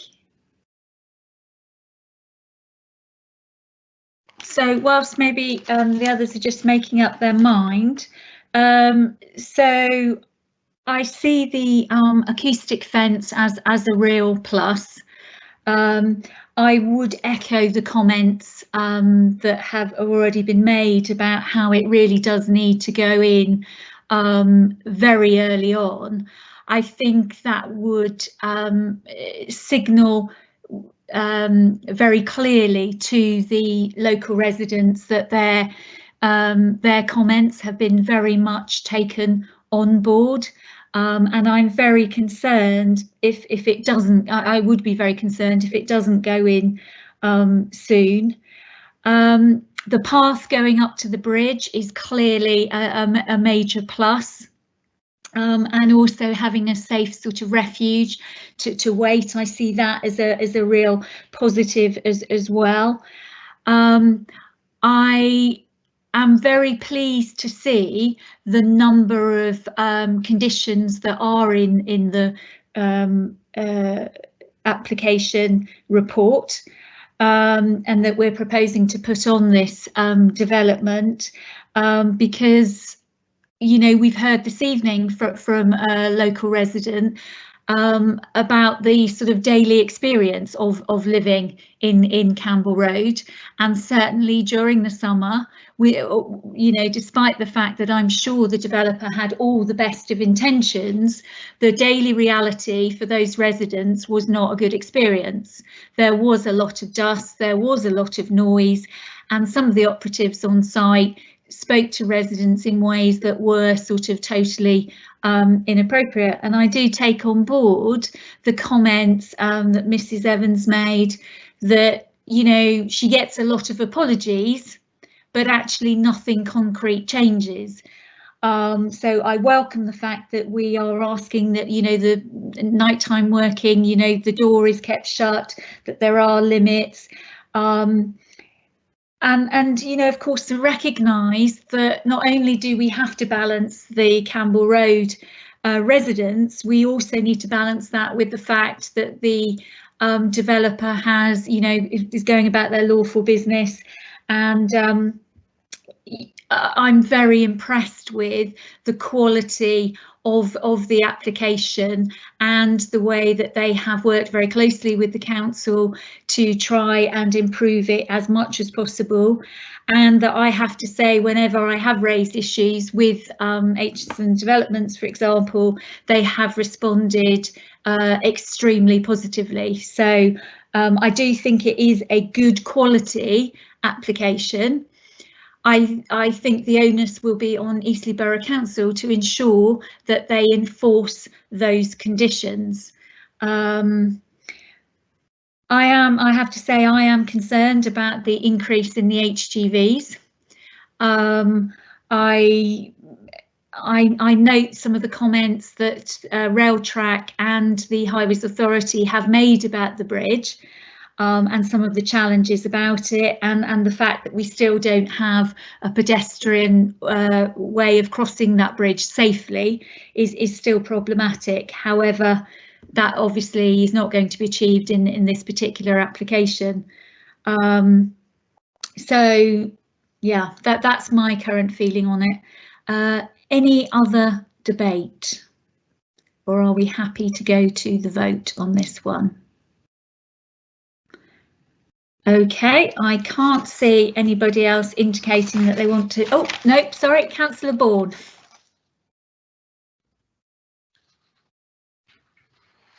Hello. Yes, listening to members and reading the reports, I just wondered if it was possible for us to put in a condition that we want the acoustic fence in first, just because I think it is such a major factor on site and to appease the residents. Thank you, Chair. Okay, thank you for that, Councillor Bourne. David, I know we've had a conversation about that previously. Is that something that we could require for the applicant to do, and how would the applicant be feeling about that? If members are minded to require that the acoustic fence goes in prior to any work starting on site, then an amendment to what is condition 23 within the agenda, which currently requires the fence to be installed prior to operations being commenced on sites, that's the development being brought into use. So an amendment could be proposed to that condition, which would require that to be installed prior to commencement of development rather than prior to commencement of occupation. I mean, I would say it's a sort of balance, as I said in the presentation. The acoustic fence is really there to mitigate the operational impacts of the development, and the construction impacts can be managed by the construction management plan. But on the other side of the coin, from members' perspective, I could see there would be some benefits during the construction phase as well, both for screening as well as noise attenuation. So the option is there if members wish to amend that, but it would require an amendment to condition 23. Thank you for that. Could we possibly hear from the applicant on that particular matter? Would they like to comment before we decide what we wish to do? Yes, please. Yeah. Our intention is to start constructing the fence immediately. We would not welcome a condition saying that we've got to finish it before we do anything else, because we have a letting of one of the open storage sites, which is actually not part of this application. It's the next application, and it's a local company, which you'll hear about in a minute, who want to go on there, and they want to be in and operating by January. In order to get them in, we need to implement some of the application that is before you, which relates to basically the roadway going up there. So we've got a major time problem going on. So we are going to start both things at the same time, which is put in the fence and finish off the road, the internal roadway. So I'd be quite happy to say we've got to start it as part of the condition, because we are going to start it within a period of a month or something like that. I mean, pretty short. We're ready to go. All we're dependent on is lead-in times for the actual material for the fence. But I really wouldn't welcome a condition saying we've got to finish it before we do anything else, because it'll cause us big problems there. Is that helpful? Okay, thank you for that. Councillor Irish, you wanted to speak? Yes, Chair, I find that a little bit strange, actually, because if you're going to start a fence, then why can't you finish a fence? I can't see the point of not finishing it. I really find that quite strange. Yeah. It's £250,000 worth of fence. It's not something that goes up in a couple of weeks. It's a big job. It's probably 3 months' work. That's the only reason. Thank you. Okay. Chair, if I may, sorry to step in. I mean, an alternative option may be, I think if you were to say that the fence needs to be started, that's kind of not particularly precise. That could be just one fence post that goes in, wouldn't have any particular benefits. An alternative option might be to set a timescale for when the fence needs to be installed. So you could say it needs to be installed within a set period of months and prior to any of the uses being brought into use. So it kind of covers that, but it allows works to start alongside that installation. So you could say the fence needs to be completed within 4 months or something along those lines, and in any event prior to any of the uses hereby approved being occupied or brought into use. That may be an alternative option that could come forward. It may be you wish to sort of seek views from the applicant on that further, but that might be an alternative option. Okay, before we go to the applicant, can I just ask councillors what they feel about what they've heard so far? Chair. Yeah.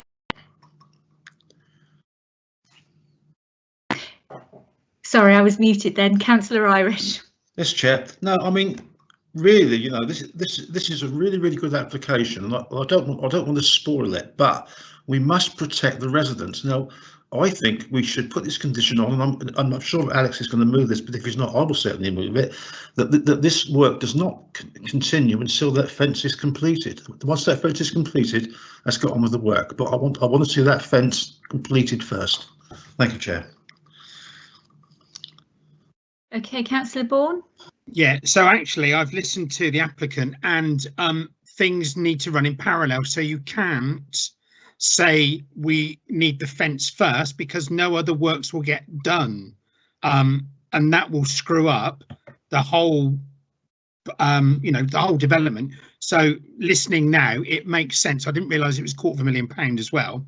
I'm pleased to hear the intention is to start it straight away, which is brilliant, but I don't think realistically you can say fence first before anything else, because things have to run in tandem. They can't, all your resources can't be putting a fence up because you've got people doing other things. So I'm glad that we allowed the gentleman to speak, because that's made it a bit clearer to me. And I love the fact that they're going to start the fence, but I don't think we can tie them to that because it's just not practical for the development.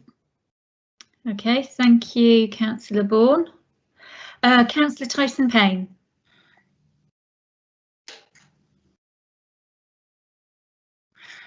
Yes, I'm in agreement with Alex. I don't think we should be trying to tie the developer to a timeline. The project management elements of it will always come in the way. I like the sentiment that they're going to, that it is their intention. We have other planning things coming before us. I don't really want to tie their hands. I want the sentiment to be continued. Okay, does anybody have a contrary view to that? So we've heard from Councillor Irish who wants it done first, and then we've had two councillors suggesting that it's done in tandem with the works in order to enable a tenant to come onto the site. Does anyone else want to add to that? Okay, so does anyone wish to move an amendment, or are we happy to vote on the proposal as it currently stands? Councillor Irish. No, Chair, I don't wish to move an amendment. I understand what my colleagues are saying and what the applicant's saying, so thinking about it, I think we can live with it. I just hope we don't have too much noise on the site, and I'm sure, I really hope, and I'm sure they will be responsible and try and keep the noise to a minimum, and let's get that fence in as soon as possible. But yeah, I can understand the sentiments of that, so I will support my colleagues on that, Chair. Thank you. Okay, thank you for that. So by the sounds of it, we would be ready to move to the vote. Of course, Chair, I'm just getting the form up. My shortcut has disappeared. We're having all kinds of slight issues behind the scenes, so just bear with me a second. Okay. As before, councillors, you do need to press submit vote after you have cast your vote.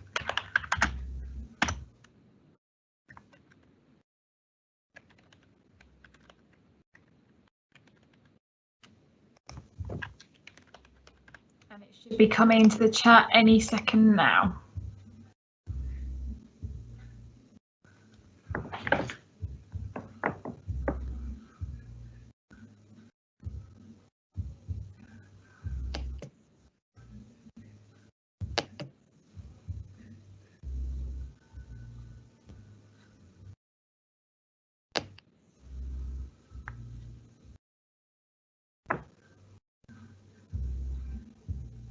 We have 6 responses, Chair. That's 100% in favour of the application as it's printed in the agenda. Okay, thank you for that. So we will now move on to the second planning application of the evening, again for the Eastleigh Railway Works, Campbell Road. Again, councillors, I need to remind you that you need to be present for the duration of this item in order to be able to vote. And David, can I ask you please to do your presentation for this report? Yes, Chair.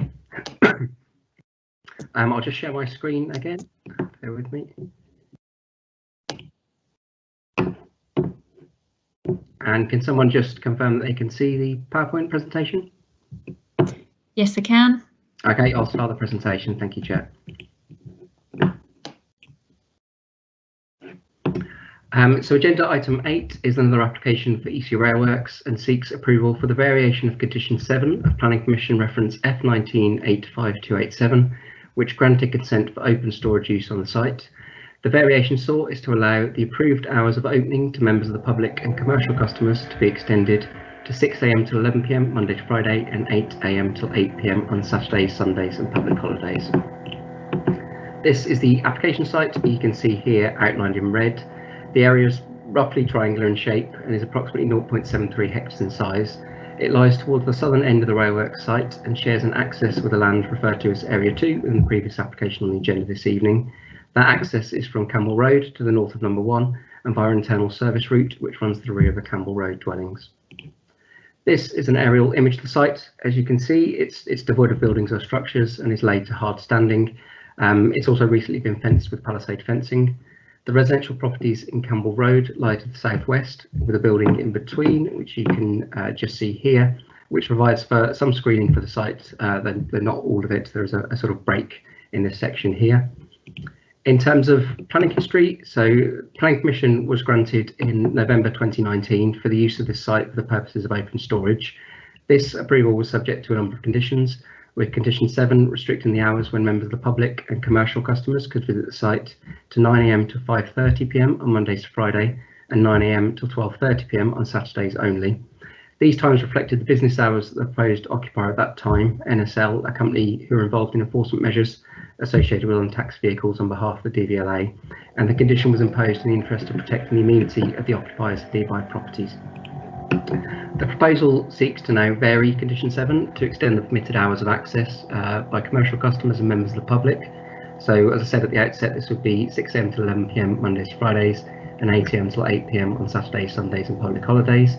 The change is sought to meet the requirements of what is now an alternative end occupier, Century, who are a self-storage company that provides storage space, principally within containers, which range from 50 to 160 square feet to both business and private individual customers. For clarity, there's no changes proposed to HGV access hours, and these remain as per the original consent, which were limited by condition 8, and that's from 6:30 AM till 8 PM Monday to Saturday only. Century operate 18 sites across the south of England, including a site on Toynbee Road in Eastleigh. This is an aerial image of that site, just to give members an indication of how the application site may be laid out. So as you can see, the self-storage offering is within container units. People would drive up to the site, drop off or collect their goods from their allocated container and then leave. For context, this site is approximately 0.62 of a hectare, so only moderately smaller than the application site, which is 0.73 hectares. It actually operates 24 hours a day and lies immediately adjacent to residential properties. It's not generated any noise-related complaints to the Council Environmental Health team, and data has also been provided as part of the application on vehicle movements that are associated with this site and the use. This data shows a maximum of 12 movements on any given day, with an average of 3 movements taking place on a Sunday, which is a reflection on the type of storage use offered, where people will drop off their items and generally leave them in storage for an extended period of time. So looking at key points, there's no objection to the application from the Highway Authority, and the proposed extension of hours is not anticipated to increase overall vehicle movements, although it may spread them across a wider period of the day and week. As said previously, there's no changes proposed to hours for HGV access, and the extended hours would only therefore be for access by members of the public and commercial customers utilising light goods vehicles, so cars and vans. The noise impacts of the proposals are considered acceptable on the basis of the information provided for the particular type of storage use, and the noise assessment that's been submitted with the application has been informed by this and the data and transport movements provided. This demonstrates noise levels generated would be below the ambient background noise level, and no objection has been raised by the Council Environmental Health Officer. It is acknowledged, however, that other types of storage on the site could generate a larger number of movements or activity, and therefore noise, and as such it's considered necessary and reasonable to restrict the extended hours to only be for drive-up self-storage type uses such as that provided by Century.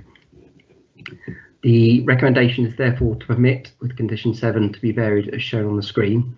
So a variation of this nature would allow for the extended hours of access for drive-up self-storage type uses, but continue to impose the existing hours restriction for other types of open storage use that could have different range of impacts. Thank you, Chair.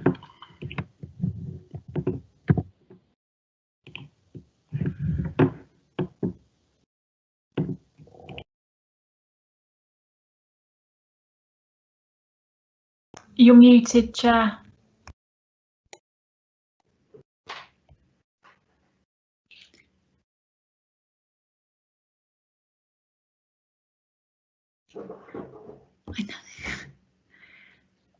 Okay, hopefully, can you hear me now?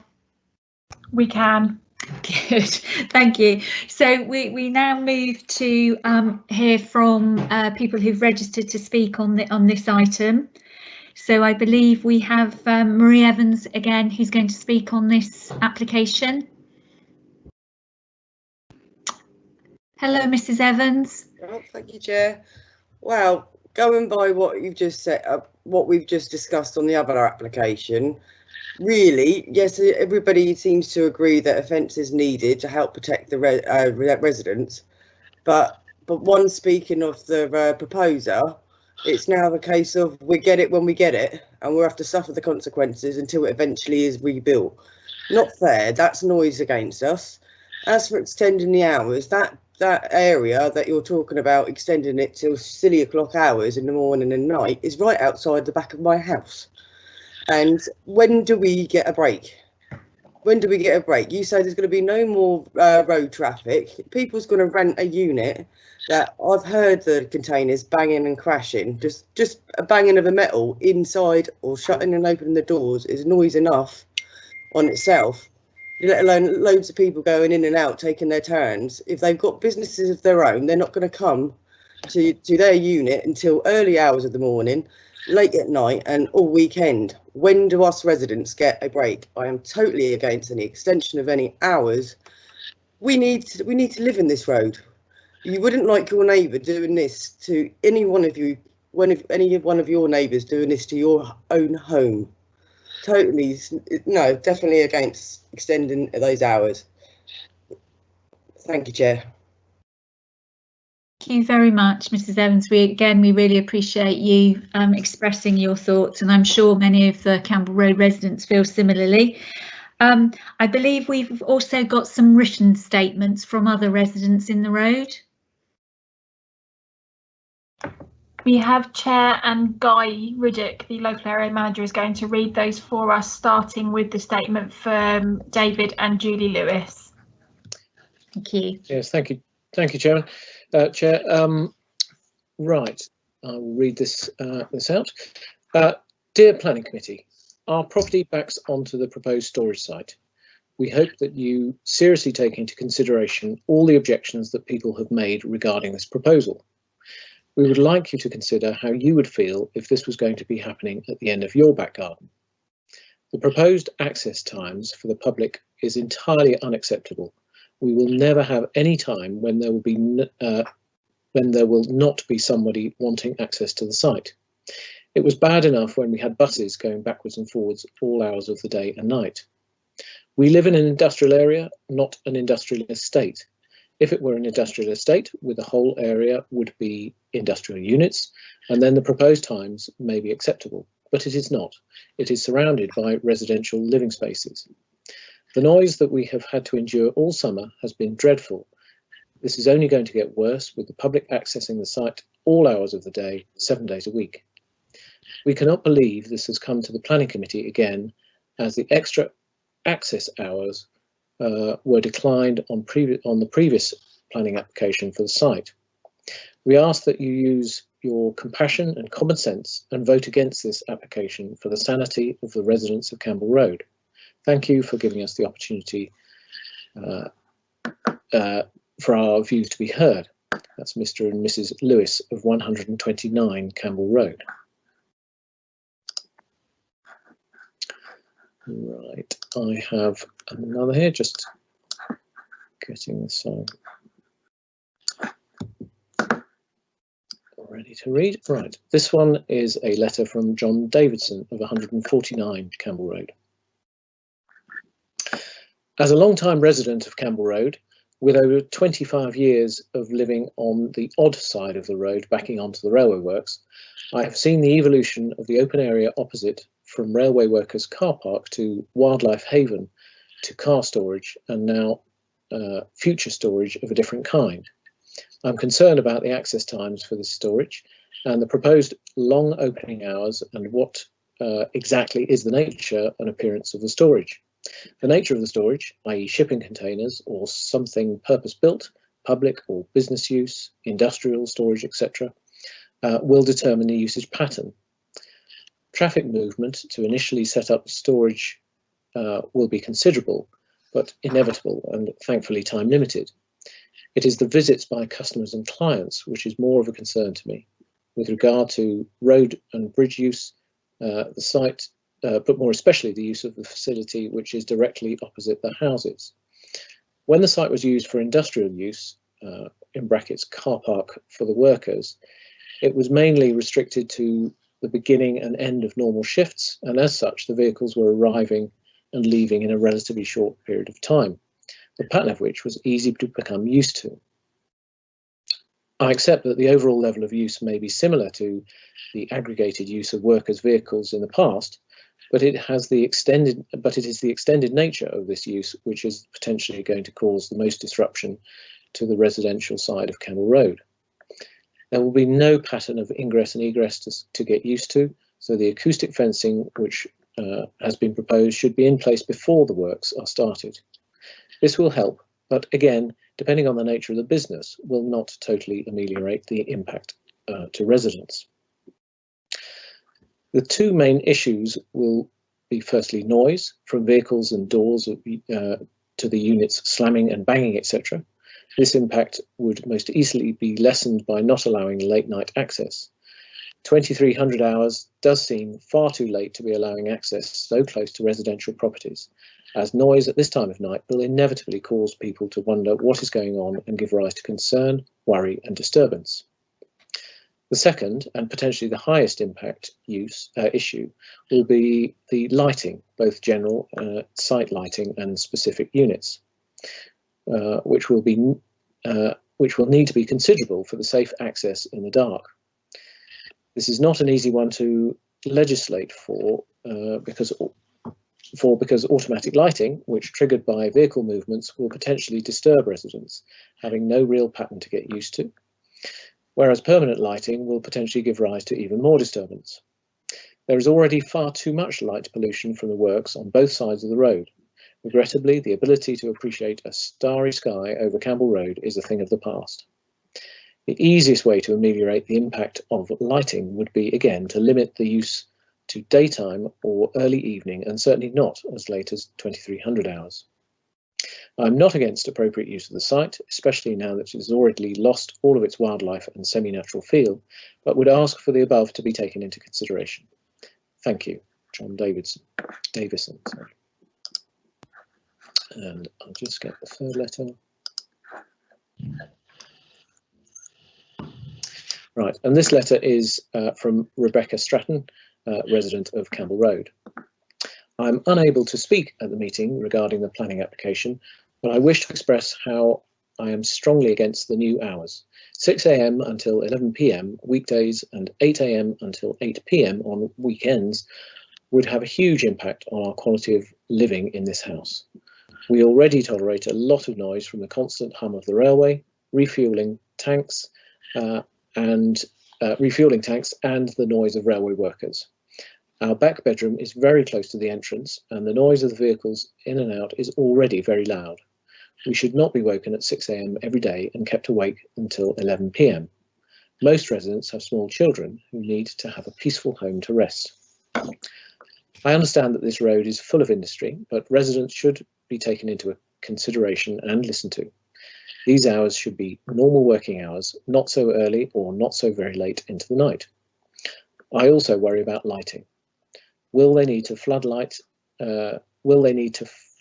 lighting for this space? Will they need floodlighting? Sorry about that. For this space, our house is already lit up by a red light, and I do not wish to have to live with more bright lights all through the night. I hope you will listen and take these points into consideration. Kind regards, Rebecca Stratton. And those are all the letters. Thank you. And thank you to all the residents who wrote to us, and of course to Ms Evans who spoke live this evening. So now I'd like to move across to, I believe Chris Moore would like to address the committee again on this application, and then we'll hear from Mr Aitchison again. Thank you, Chair, and good evening again, members. As you have heard, the application seeks permission for extended hours of access to a plot of land at Eastleigh Works for public and customers only. The plot is located circa 70 metres from the boundary of Campbell Road. The council previously granted planning permission for the principle of the open storage use at the site in November last year. No changes are proposed to any of the other conditions imposed on this permission. This includes restrictions on lighting and HGV access. The change to the approved hours of access being sought are to meet the requirements of a specific occupier, Century Self-Storage. While Century is able to occupy the application site in accordance with the approved land use, the company requires an extension to its permitted hours to allow wider access for its customers. As you have heard from officers, Century currently operates from an existing site on Toynbee Road in Eastleigh on a 24/7 basis. As part of the application before you, details of the anticipated levels of vehicular movements have been provided on the basis of this existing facility. They are not theoretical, but real live data. The Highway Authority has concluded that the proposal would not lead to a material increase in traffic movements and raised no objection. As officers outlined, there is anticipated to be an average of just 3 trips a day on a Sunday and no more than 12 on any given weekday. In the interest of protecting amenity, the applicant has agreed to a condition which would restrict the extended hours of access to this specific operation, i.e. drive-up self-storage. General open storage uses will continue to operate in line with the original hours of access permitted in the application last year.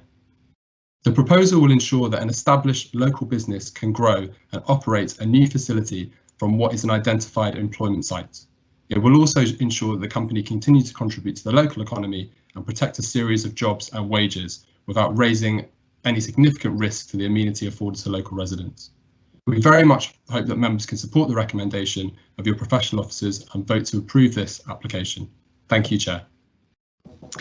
Thank you, Mr Moore. Mr Aitchison, would you like to address the committee? Thank you, Chair. Yes, I'll start with my pre-prepared very short speech, and then I will try and address a couple of the points that have been raised. This is the first letting of the new space that we are hoping to create at Eastleigh Works. It's highly significant to the fund as an endorsement of the investment of both time and money that has been put into the site in the 2 years that they have owned it.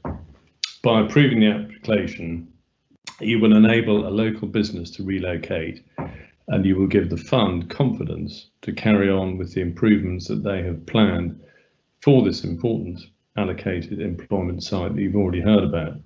Just trying to address a couple of the points here. Chris mentioned the existing Toynbee site, where Toynbee Road site, where Century are. I believe I'm correct in saying there have been no complaints about their operation there at all, and it's next to a residential area, even closer than the houses here. The second point, in terms of the position of this site, which again I was quite surprised at some of the comments, it's 70 metres away from the acoustic fence that we're talking about. Significantly, it's actually completely hidden by a building that is occupied by Arlington. This site is on the other side of that building. That building can be used 24/7 by Arlington. There's no restriction at all. It's not visible. So some of those comments did surprise me, to be frank. I was not really expecting the sort of level of opposition that we've just heard there. And the final point is, if the application is refused, this letting is not going to happen. I mean, it's simple as that, and it'll be extremely disappointing. I really hope that you will take a balanced view. Residents have got their points, and go with the recommendation. Thank you, Chair. Okay, thank you very much. So we now move to questions by members. So who would like to kick us off? Councillor Bourne.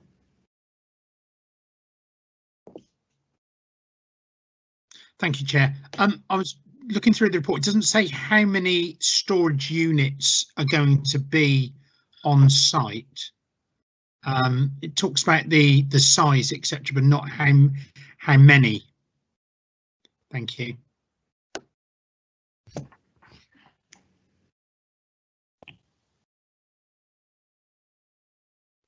The number's not sort of specifically known at this stage. Obviously, it's limited to a degree by the overall size of the site and the size of the containers that can go in there.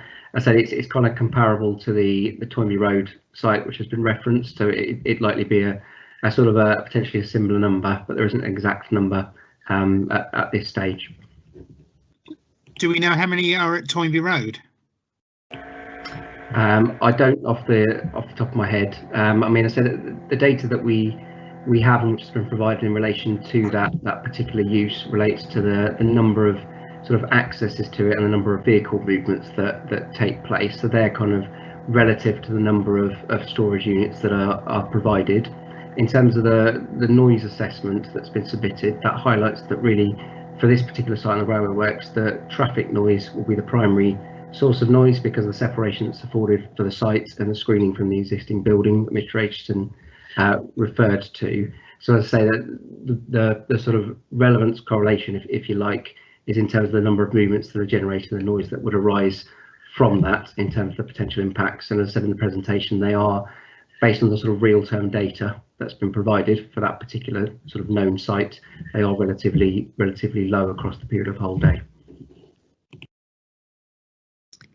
Okay, we have Councillor Tyson Payne who'd like to ask a question.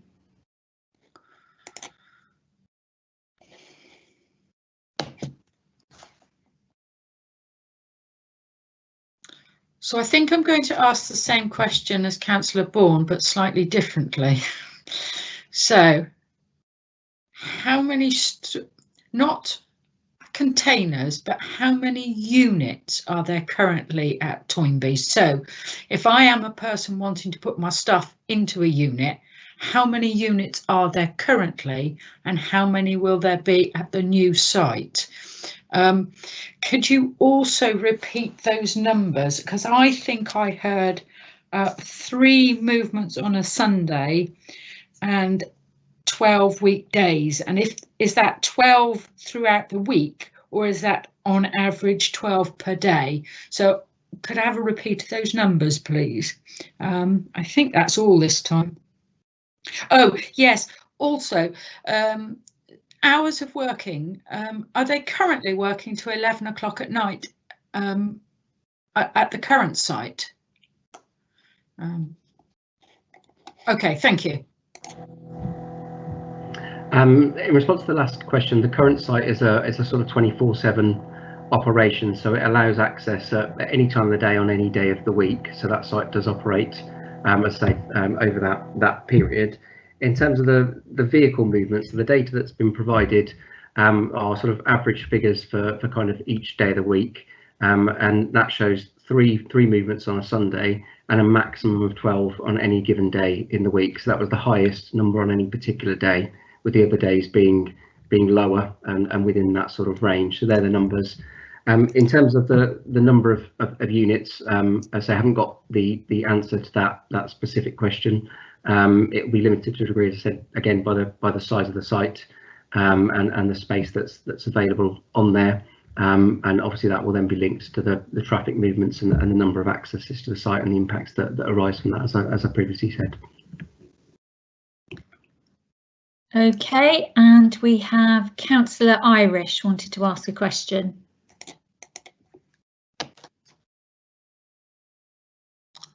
Thank you, Chair. I believe I read in the report that increasing the hours that as are proposed, this is going to protect the amenities of the local residents. Could someone please explain to me how that's going to protect them? Because I can't see how it can, but I'd like someone to explain how it can be done.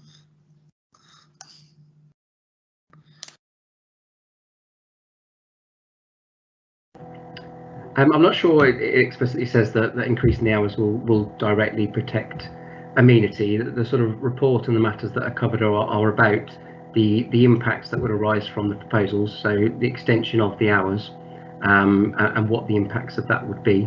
So as part of the application, a noise assessment has been provided, which uses specific data from the proposed end occupier's existing site, as we've covered, and then looks at what noise would be generated from the vehicle movements associated with that and what the potential impacts of that will be. I would reiterate, as I said in the presentation, has been alluded to, from an officer's perspective and the recommendation, the acceptability of this extension of hours is only on the basis of the specific type of use that's proposed in this case and the limited number of movements that are associated with it. And for other types of storage use that might go in there, the original restrictions would still apply.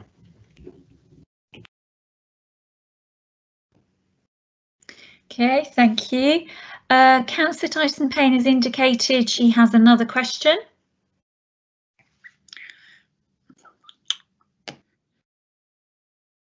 So I think this is supplemental. In the data that you got about the traffic, did you get any timings? So, you know, are the majority of those movements in the middle of the day? You know, did you get any of that kind of data at all?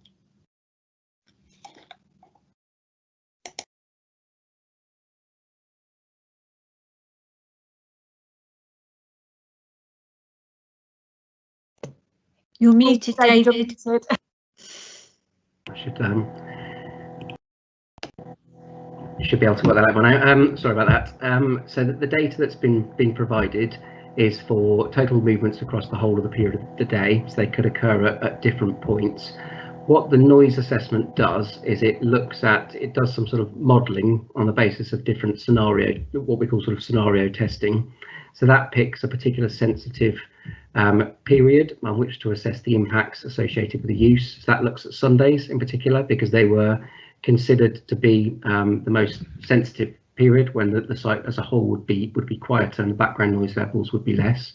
And as part of the scenario testing, that looks at 4 different potential scenarios, which are 1 vehicle movement per hour, 4 vehicle movements per hour, 6 vehicle movements per hour, or 12 vehicle movements per hour. So that would be all of the expected movements in one day occurring within a condensed 1 hour period, which in reality is unlikely to occur. They're likely to be more spread across the day. And that the noise assessment demonstrates that in all of those scenarios, the level of noise generated wouldn't exceed the ambient background noise level. And in the lesser scenarios, so the 1 movement per hour and 4 movements per hour, it's at least 5 decibels lower than the ambient background noise level, and those are considered to be more realistic, likely sort of levels of movements for the particular site. So whilst we haven't got specific data for the exact times that those movements occur, the noise assessment does pick up on that and looks at sensitive periods of the day and scenario testing and modelling to see what the potential impacts would be.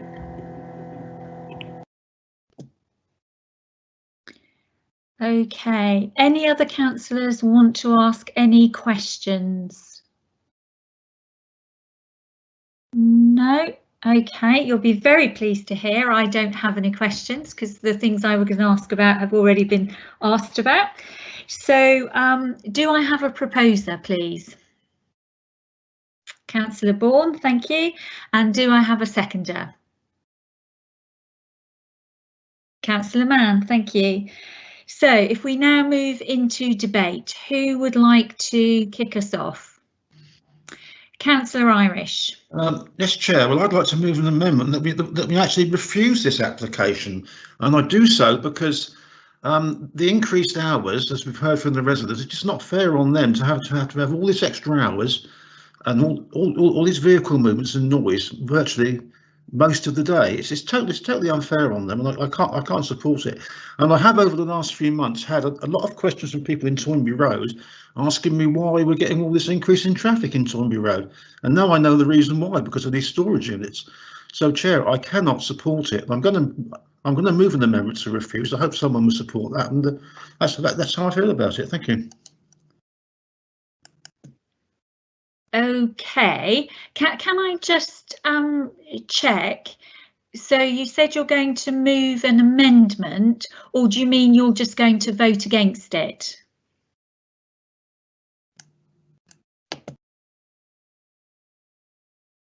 You're muted, Councillor Irish. I suppose the best thing to do is to vote against it then, isn't it, really? Okay, thank you, Chair. Okay, thank you. So Councillor Bourne. Thank you, Chair. So it's really good to hear that there's been no complaints from no official complaints from Toynbee Road, and that business has been running for quite some time. 12 car movements per day and 3 on a Sunday is nothing. I get more than 12 cars go past my house in the middle of the night. So, you know, the nature of a storage unit is that you put items into storage and you hardly ever, you don't go and see them every day. So, you know, once they filled it up, it's a facility that people will visit irregularly. And if you want to visit a storage unit, you want to visit it when you want to visit it. So, you know, hence why it's currently running at 24 hours. And this is going to 11 o'clock at night. Not, you know, if you need something from your storage unit, you need to go and get it. But most people aren't going to go at 11 o'clock at night to a storage unit. But I do think that you should have that option if you are using that facility. Otherwise, there's no point having the facility there if you can't actually access it. So by not being 24 hours, I think that is something that they've given in on, which, you know, I wouldn't have been surprised if they'd have wanted 24 hours, because that sort of facility, you know, you want access to your belongings. But the car movements of 12 per day and 3 on a Sunday, you know, whilst that might, you know, you might get an odd person that's inconsiderate, I would imagine that most of them will not be early in the morning or late at night. You know, we need to get something on that site. The previous application failed. You know, we need to keep jobs in the area, and I do think, you know, the impact on the residents, I know being a resident is not going to be great, but I don't think the impact is going to be that much, just because of the nature of the type of the facility. So whilst it's scary, it's open till 11, you're not going to get that many cars at that time of night. So I'm fully supportive of this motion. Okay, thank you for that. And we have Councillor Tyson Payne next.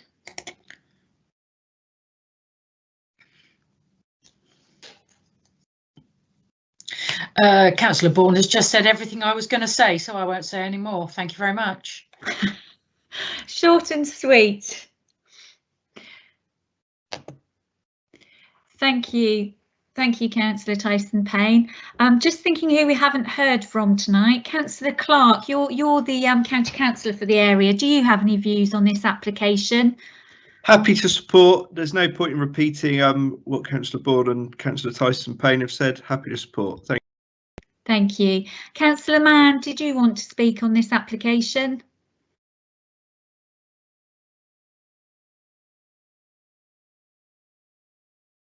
No, Councillor Mann, you didn't want to speak? No, I think he's... Oh, you're on mute.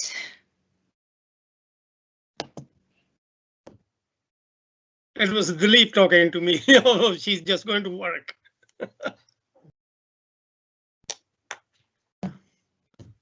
Okay, thank you for that. So I think that just leaves me.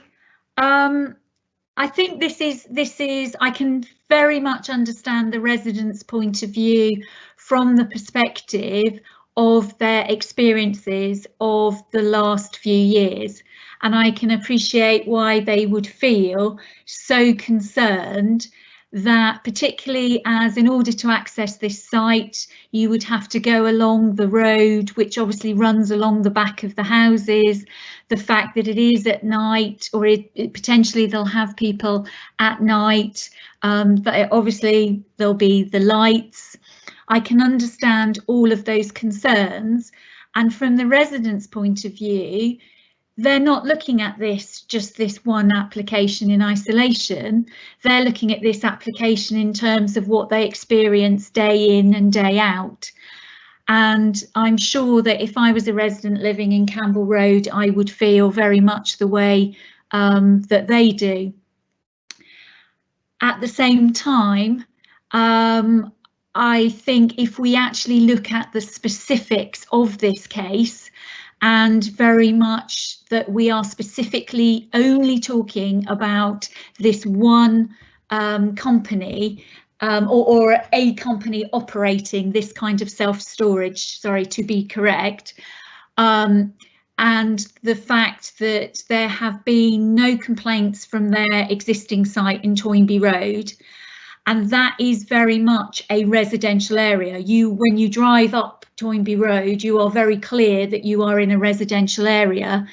And I have spoken to a couple of residents in Toynbee Road to just casually ask them what the experience is like of living in Toynbee Road. And certainly, you know, that their concerns were nothing to do with Century at all. They were, you know, they don't experience any difficulties from that perspective. I think the number of journeys that we're talking about and the nature of the storage has already been said is such that it wouldn't be regularly in use. And I don't think that what the residents are fearing is actually what will come to pass. So as a ward councillor, I find this very difficult because obviously what I want to do is to support my local residents. But we do, you know, have to balance both sides of this equation. And I think on the basis that, you know, we haven't had any complaints at all from their existing premises, and a very small number of movements, that, you know, it is an application that I would be feeling that I have to support. So unless anybody else has anything else that they wish to say, I'm going to suggest that we move to the vote. Laura? Yep, I'll just set the form up, Chair. Bear with me a second. Chair, can I have my vote recorded, please? Yep. Thank you very much.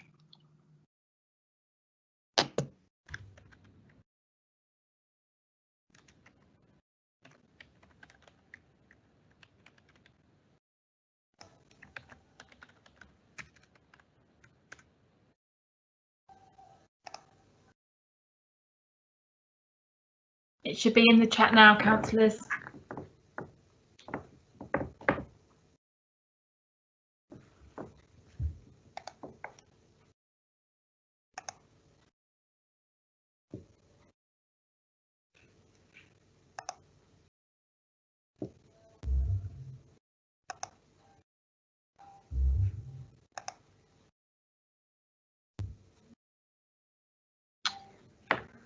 So that's 5 for, Chair, and 1 against. So that is clearly carried as printed in the agenda. Okay, and Councillor Irish asked that his vote be We recorded. will record that in the minutes, Chair.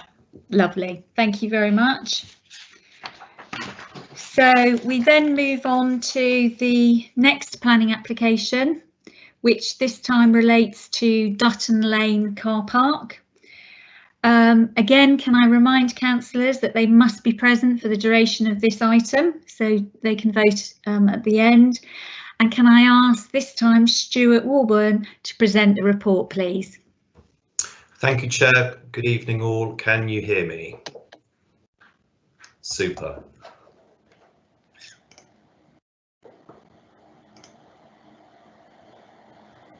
Okay, and can I just confirm that you can see the presentation?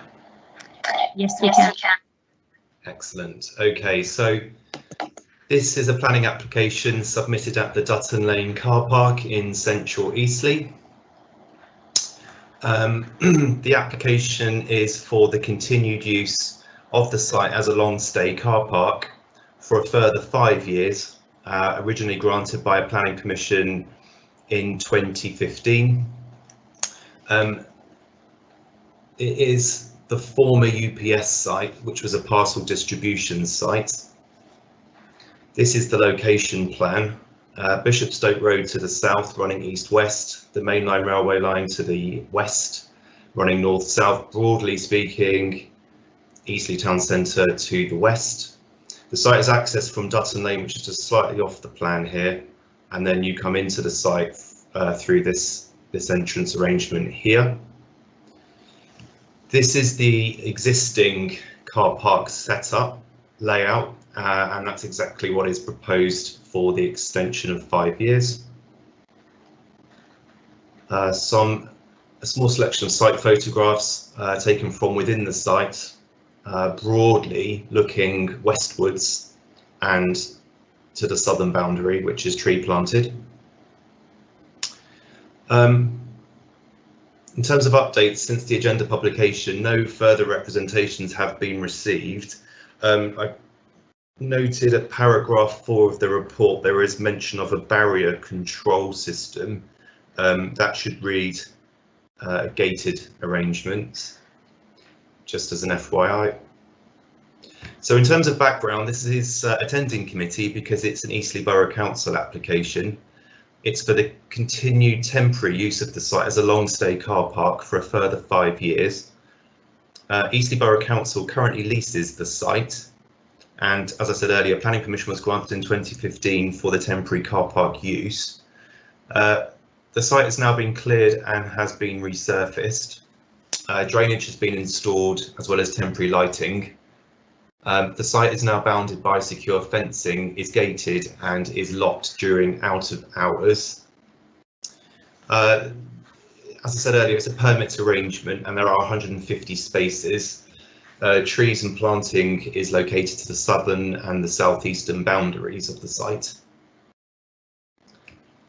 In terms of other background, no applications have been submitted or are currently with the council for alternative use or redevelopment, so therefore the site would be otherwise vacant. I think the substantive points for this current application really fall from the consultation process, and that would be that no representations have been received, and that would include also no local objections to the continued car park use.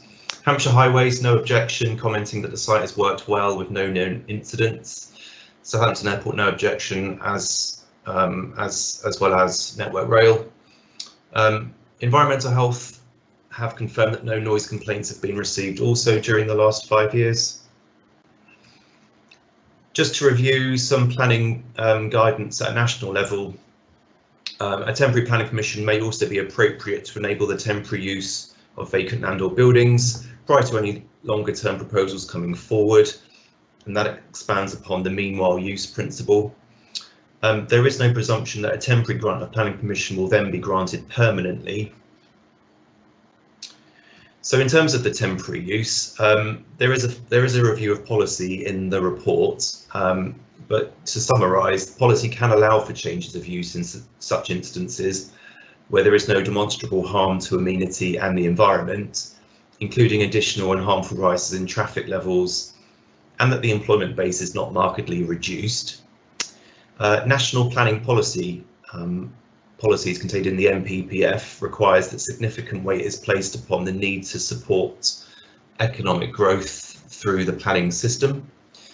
In this case, it is material that the continued provision of car parking would support the vitality and the regeneration of the town centre.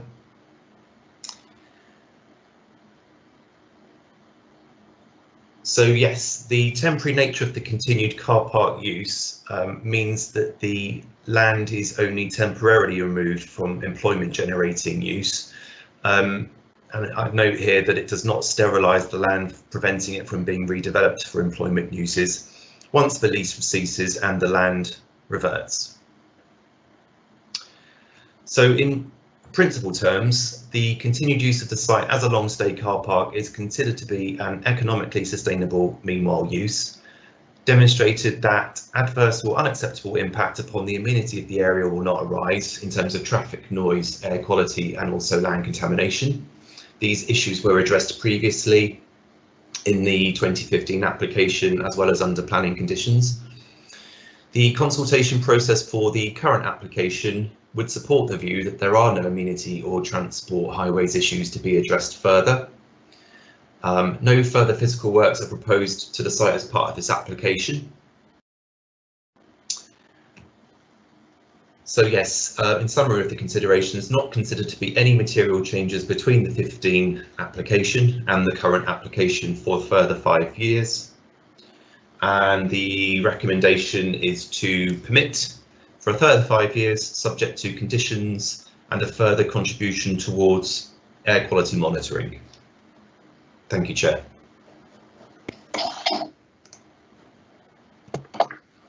Thank you. So I don't believe that we have any members of the public who want to speak on this matter. So therefore, I'll open it up to members for questions. Councillor Irish, you have a question. Yes, Chair. I represented Dutton Lane for many years before we had the boundary changes, and there was also great pressure on residents parking. Residents have found it very difficult, particularly in the evenings, to park, and I'm sure that's still the case. Is it possible that we could have a little bit of permit parking in there for residents to use, which would certainly ease their situation?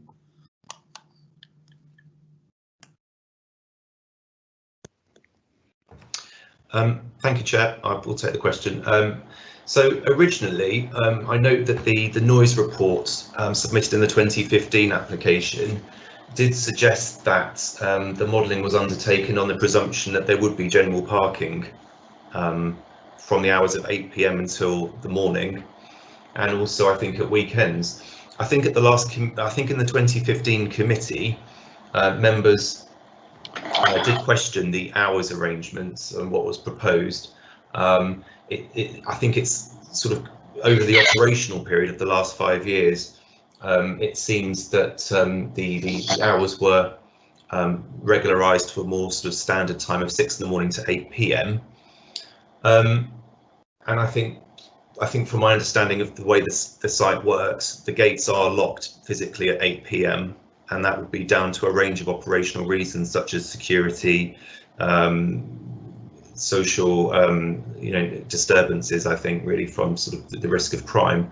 But I think between members it would be something for you to discuss this evening, whether that you wanted to pursue a different course of action potentially. I think condition 6II listed in the conditions is looking to condition the hours of operation.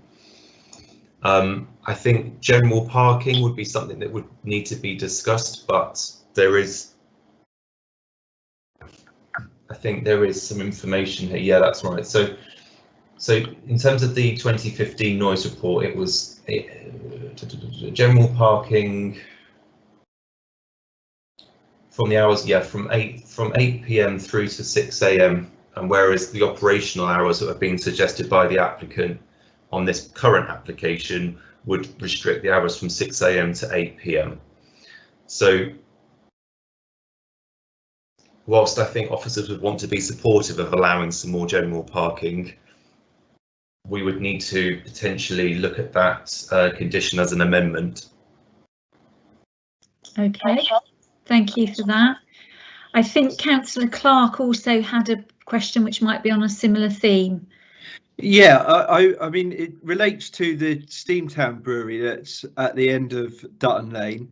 The world's changed quite a lot over the last few months, and that business was installed there on the basis that most of their patrons would be on foot, but because of social distancing and because they've moved to table service, and I believe they're selling quite a lot of food, they now have a lot of people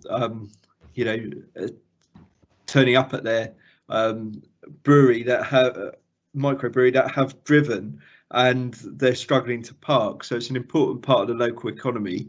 So an obvious solution would be to find some sort of parking available in Dutton Lane, and I think allowing general parking here would really solve some of their problems. We do want the economy to do well as possible. And if we've got a business in that situation, I think we should be looking to provide as many solutions as possible. So your question, Councillor Clark. would it be possible for us to find any way of providing general parking here to assist that business? Okay, thank you, Chair. So I'll take that question.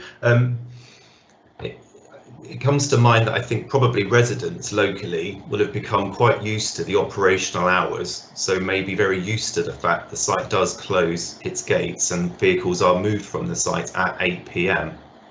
That's not to say that we couldn't look for a way through this in planning terms, either temporarily or for the longer term.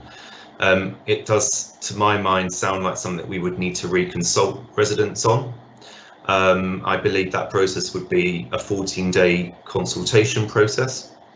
So, you know, depending on how members wish to move this forward, it could be subject to any material issues coming out of the reconsultation process.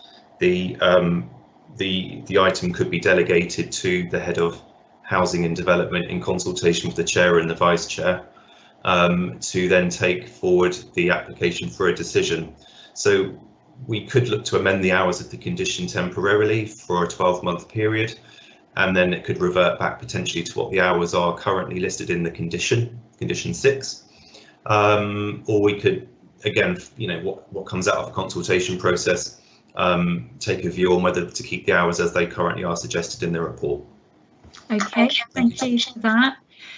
Councillor Bourne, you had a question. Yeah, so this is linked. So obviously the car park at the moment is hired out to a couple of local businesses, and there's less people in the office. But if the world goes back to everyone going back to using those parking spaces, they'll need to be vacated by a certain time because they're the people that are buying the spaces on a block basis. So is that 8 o'clock, we looking at 8 o'clock, or is it 6 o'clock, etc.?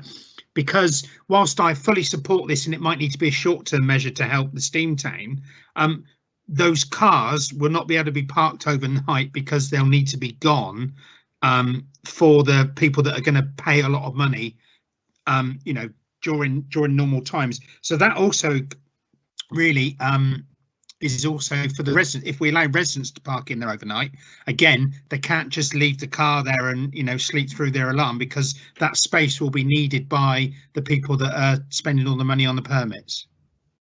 Thanks. Happy to come back on that point should I need to. Yeah. So I think you're absolutely right, Councillor Bourne. This is an operational point of view, quite a few different operational points raised there. Probably something a little bit outside of the planning remit for tonight, but that would be something our car park management team would certainly have to look at. So I think it's probably wise to separate that as an issue from tonight's proceedings. But absolutely, yeah, there are quite a few operational issues that do come to mind that will drop out of this if this is taken forward. Okay, thank you. Councillor Mann, did you have a question? We're only at questions at this stage. Yes, but Councillor Bourne's already covered it, so. Oh, you're okay. Okay. Yeah. Yeah. Thank you. And Helen, I saw you doing lots of nodding when Stuart was speaking. So do you need to add anything extra? Yeah, I think Stuart essentially covered the exact same point that I was wanting to make, which is just this is purely about a discussion about the hours permitted in planning terms, and we haven't actually, I don't believe, done any work on the operational end of what's achievable. So I suppose there's two options. One is to make it to consider moving to make it possible in planning terms now. The other would be to go with what's on the table now, and then a second stream perhaps to look at once we've established what's possible operationally, to look at an amendment at that point. But we do want to distinguish, I think, between what's permitted for planning reasons and what might be operationally possible. Okay, thank you for that. So if nobody has got any further questions at this stage, can I ask that for a proposer, please? Councillor Bourne, thank you. And can I have a seconder, please? Oh, Councillor Irish, you got there slightly before Councillor Mann, so thank you for that. So do we have any debate?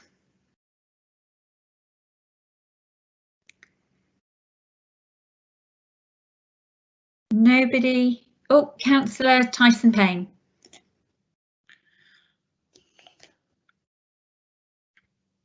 So just to ensure I understand process, if we were to approve this planning application, we would still be able to do work outside of this planning application to look at better use of the car park for either local residents or users of local facilities. Have I got that right?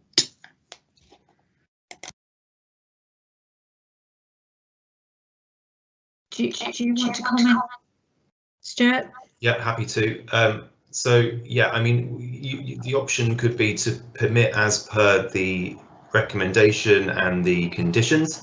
That would then set out the hours of operation, which are broadly what have been undertaken for the last 5 years.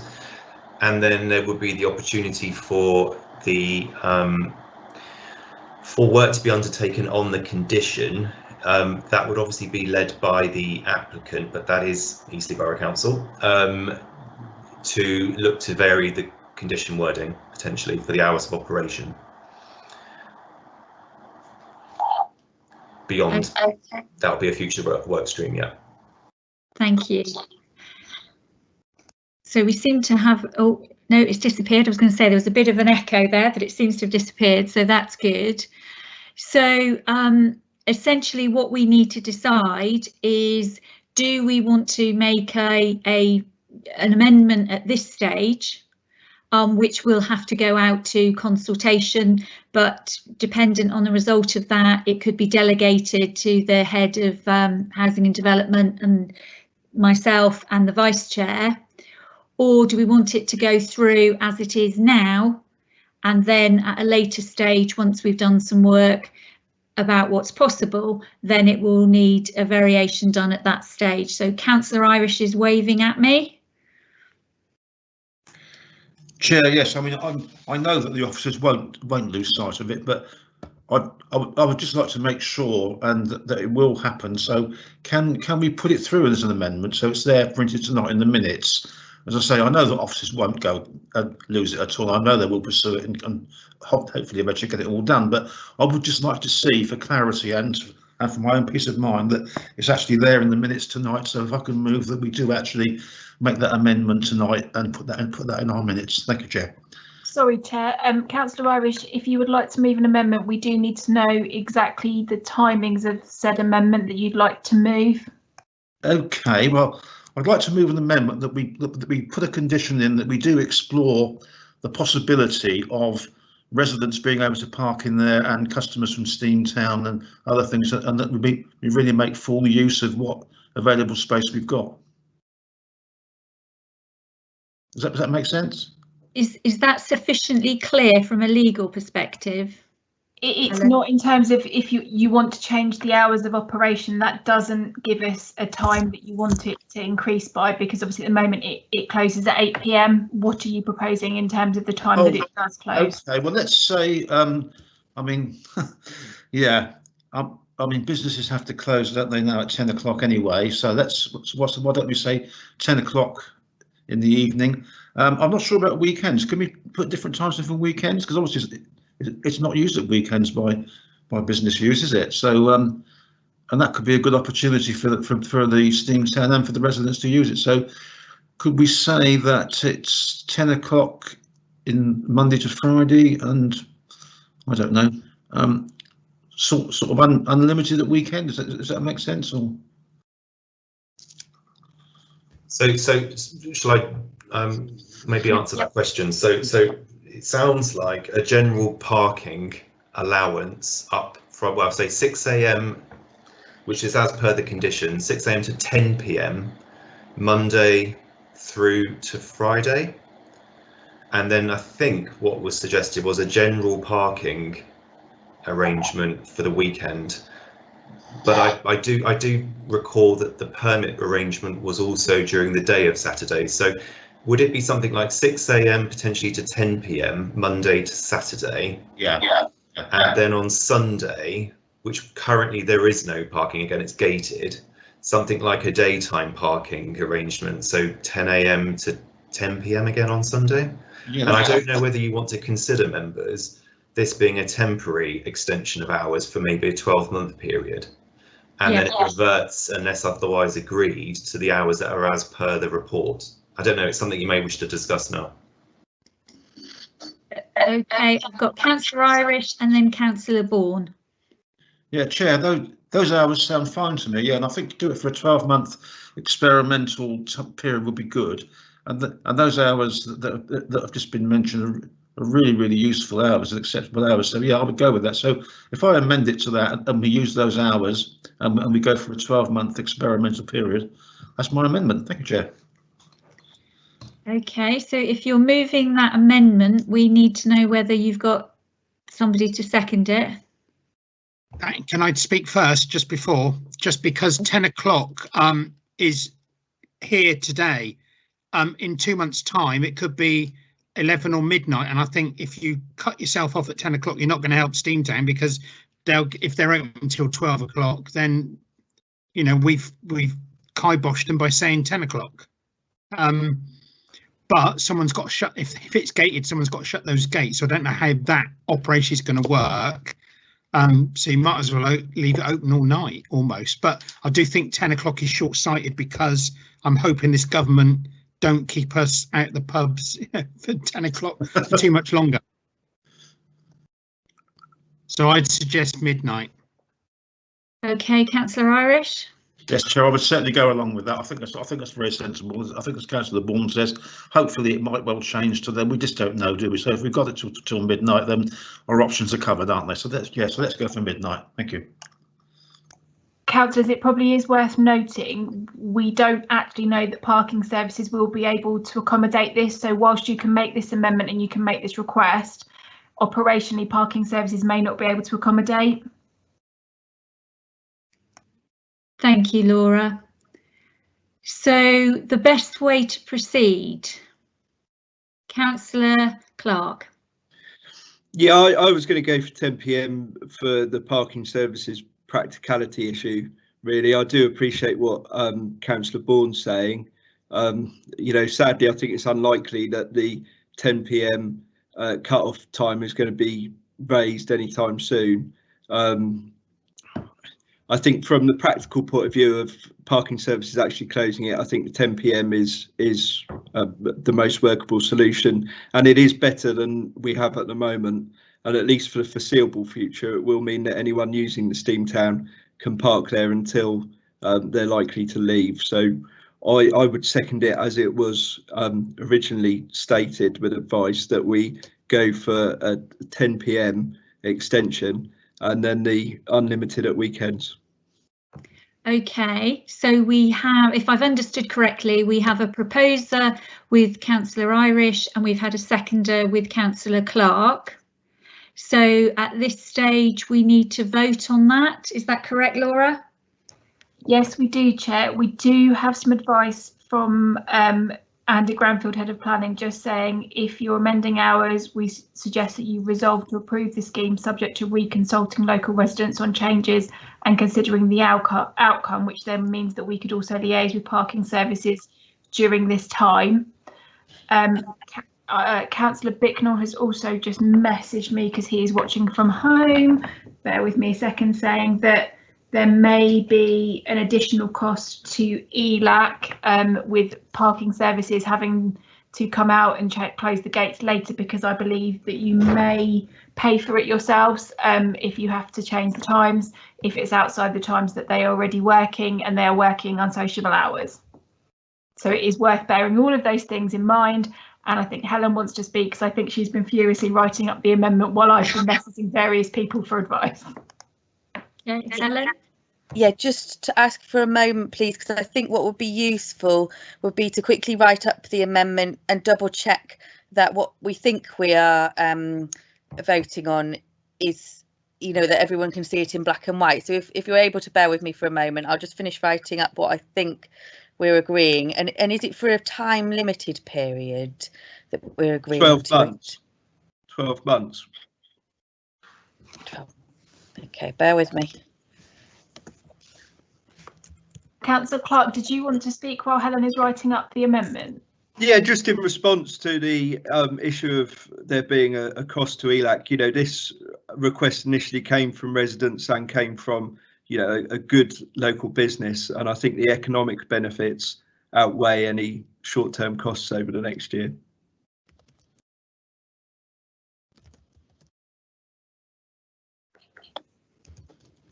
I think one point to just bear in mind in terms of the costs is that what we were being asked for was a short-term response to the COVID situation.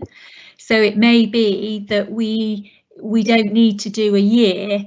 It may be, well, I mean, hopefully we won't need to do a year, and hopefully normal service will be able to be resumed in a shorter time period. So it might be that we can say a year or the end of, you know, normal restrictions, because as I understand it, the problem has come about, you know, specifically because of the restrictions on the way that the pub can operate at the moment. And that's causing problems for local residents because obviously everyone's trying to park in the same sort of limited space. So it might be that we can do this for a shorter time period.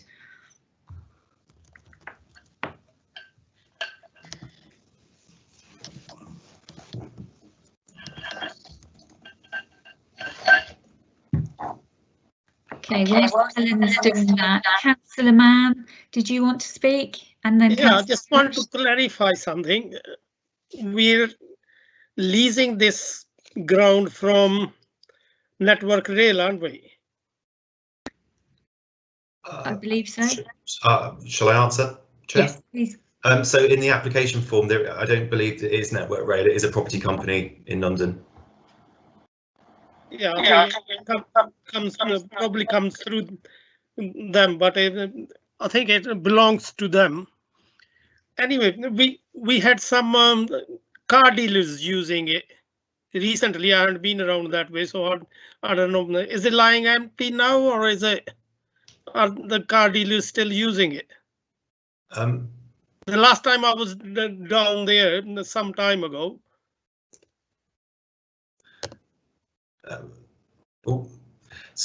Chair, shall I answer that question? Yeah, so to the north of the application site is an open storage area for what I believe was a car importation or dealership business, and then so if the former UPS site obviously was a large site, the application before you tonight is just the southern portion of that much larger site. I understand that the middle section of the former UPS site was a car storage business, importation business, and I honestly, there is no information about that to hand. I don't know what the current situation is on that business. It doesn't form part of this current application for the car park use. Chair, we have the wording of the amendment ready to go. I'm going to share it on screen now. Okay. Can councillors see that? Yes, we can. Brilliant. So, councillors, that is the amendment that you are voting on now to become the substantive recommendation. Can I double check that I got the hours right? Because I'm afraid I wasn't jotting them down. Oh. Yeah, so it's number 2 is the new addition, effectively 6 bullet point 2. I assume it's a 14-day period. Yes, sorry, I was typing too fast. Yeah. Okay. And is it head of development management and chair and vice chair? Yeah, I can't remember the exact job title now because we've had various job title changes, but I'll. Head of Housing and Development, Helen. Thanks, Laura.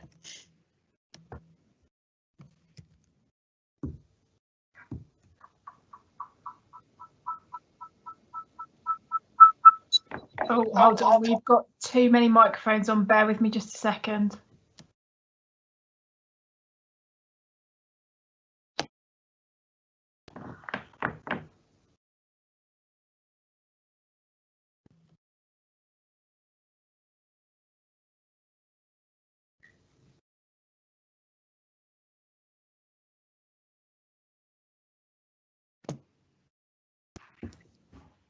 Okay, so I can see a comment from Andy that the delegation part shouldn't be in the condition. Okay.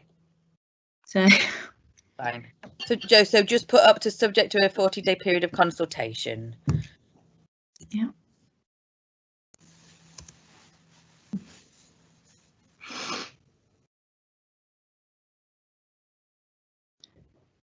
Okay, Andy, you wanted to speak?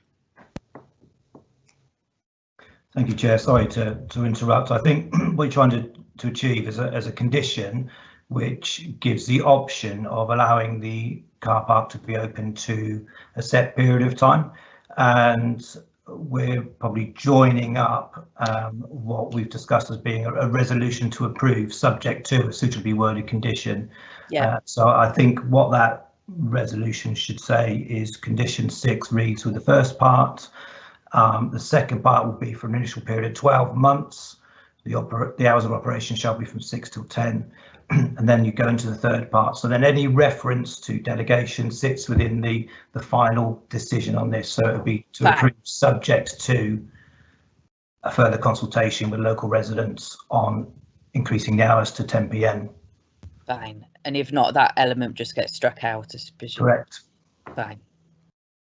In which case, is everyone happy with the hours in there? Can I just check that Councillor Irish and Councillor Clark are happy, because I thought they'd gone back to 10 o'clock, or was that just... Is it 10 on Saturdays and Sundays as well? I wasn't quite sure on Saturdays and Sundays. I can put 10 PM. Was it 10 PM throughout? Yeah, from a practical point of view for parking services. Yeah. Okay. Yes, I'm happy with that, Chair, too. Yeah, that's no problem.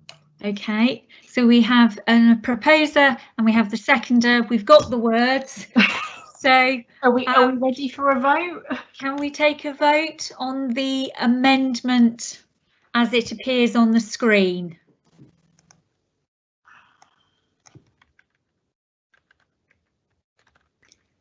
Are we doing that electronically, Laura? Oh, bear with me just a second, Chair. I think it's just cleaner to make sure everyone's clear. So that should be appearing in chat any second now.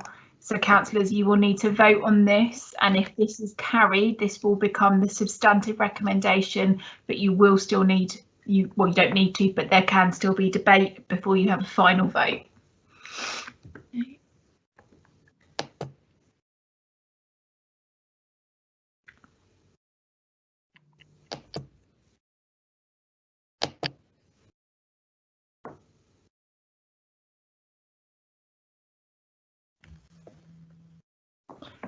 Chair, that's clearly carried with 6 votes for. So now if councillors wish to debate this further, we can, and that's fine.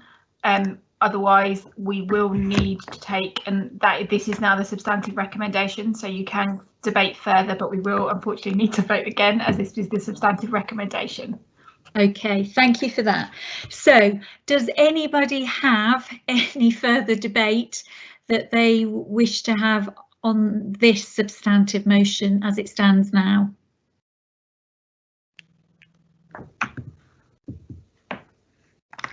No? Oh, okay, sorry, I'm just getting Councillor Tyson-Payne confirming she doesn't believe there's a need to debate it. So can we go to the vote again then for this as the substantive motion? And Laura, sorry, just before we do that, so I can be clear, where does it get written in that this is this condition applies subject to the result of the consultation, and then the delegation to the head of housing and housing and development and the chair and the vice chair? Where does that fit now? Will all be in the minutes, Chair, so that is the formal record of the meeting. So all of this, Helen will ping that hopefully across to Nikki and I, and we will make sure this is all in the minutes, and Helen, Andy, Stuart and I will all have a look at the minutes and make sure we're all happy with the wording of every delegation, because obviously we've done this quite quickly, so we will formalise the wording together. Fantastic. So we have one final vote on the amended substantive recommendation, just to be sure everybody is still happy. I know we haven't further debated it, but unfortunately that is how the council's constitution works. Okay.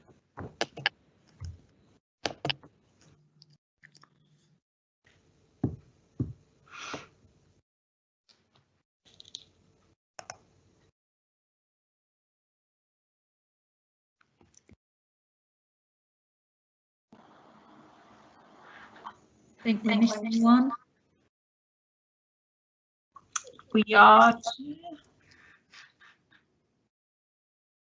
but we have got 5 councillors, and it is we're 6 now, but it is clearly carried, Chair. Lovely, thank you. So recommendation. Let's move on then to the final, which is item 10, which is planning appeals. And can I just ask members if they have any objection to noting the appeals? No. Okay, so thank you, councillors. Those are duly noted. So councillors, officers and members of the public watching, thank you. This concludes tonight's meeting. I'd just like to take this opportunity to thank you for listening and joining us this evening. The next meeting will be held on the 17th of November 2020 at 7 p.m. and again it will be a virtual meeting. Thank you and a very good night. Thank you, Chair. Thank you, everyone. Good night, everybody. Thank you.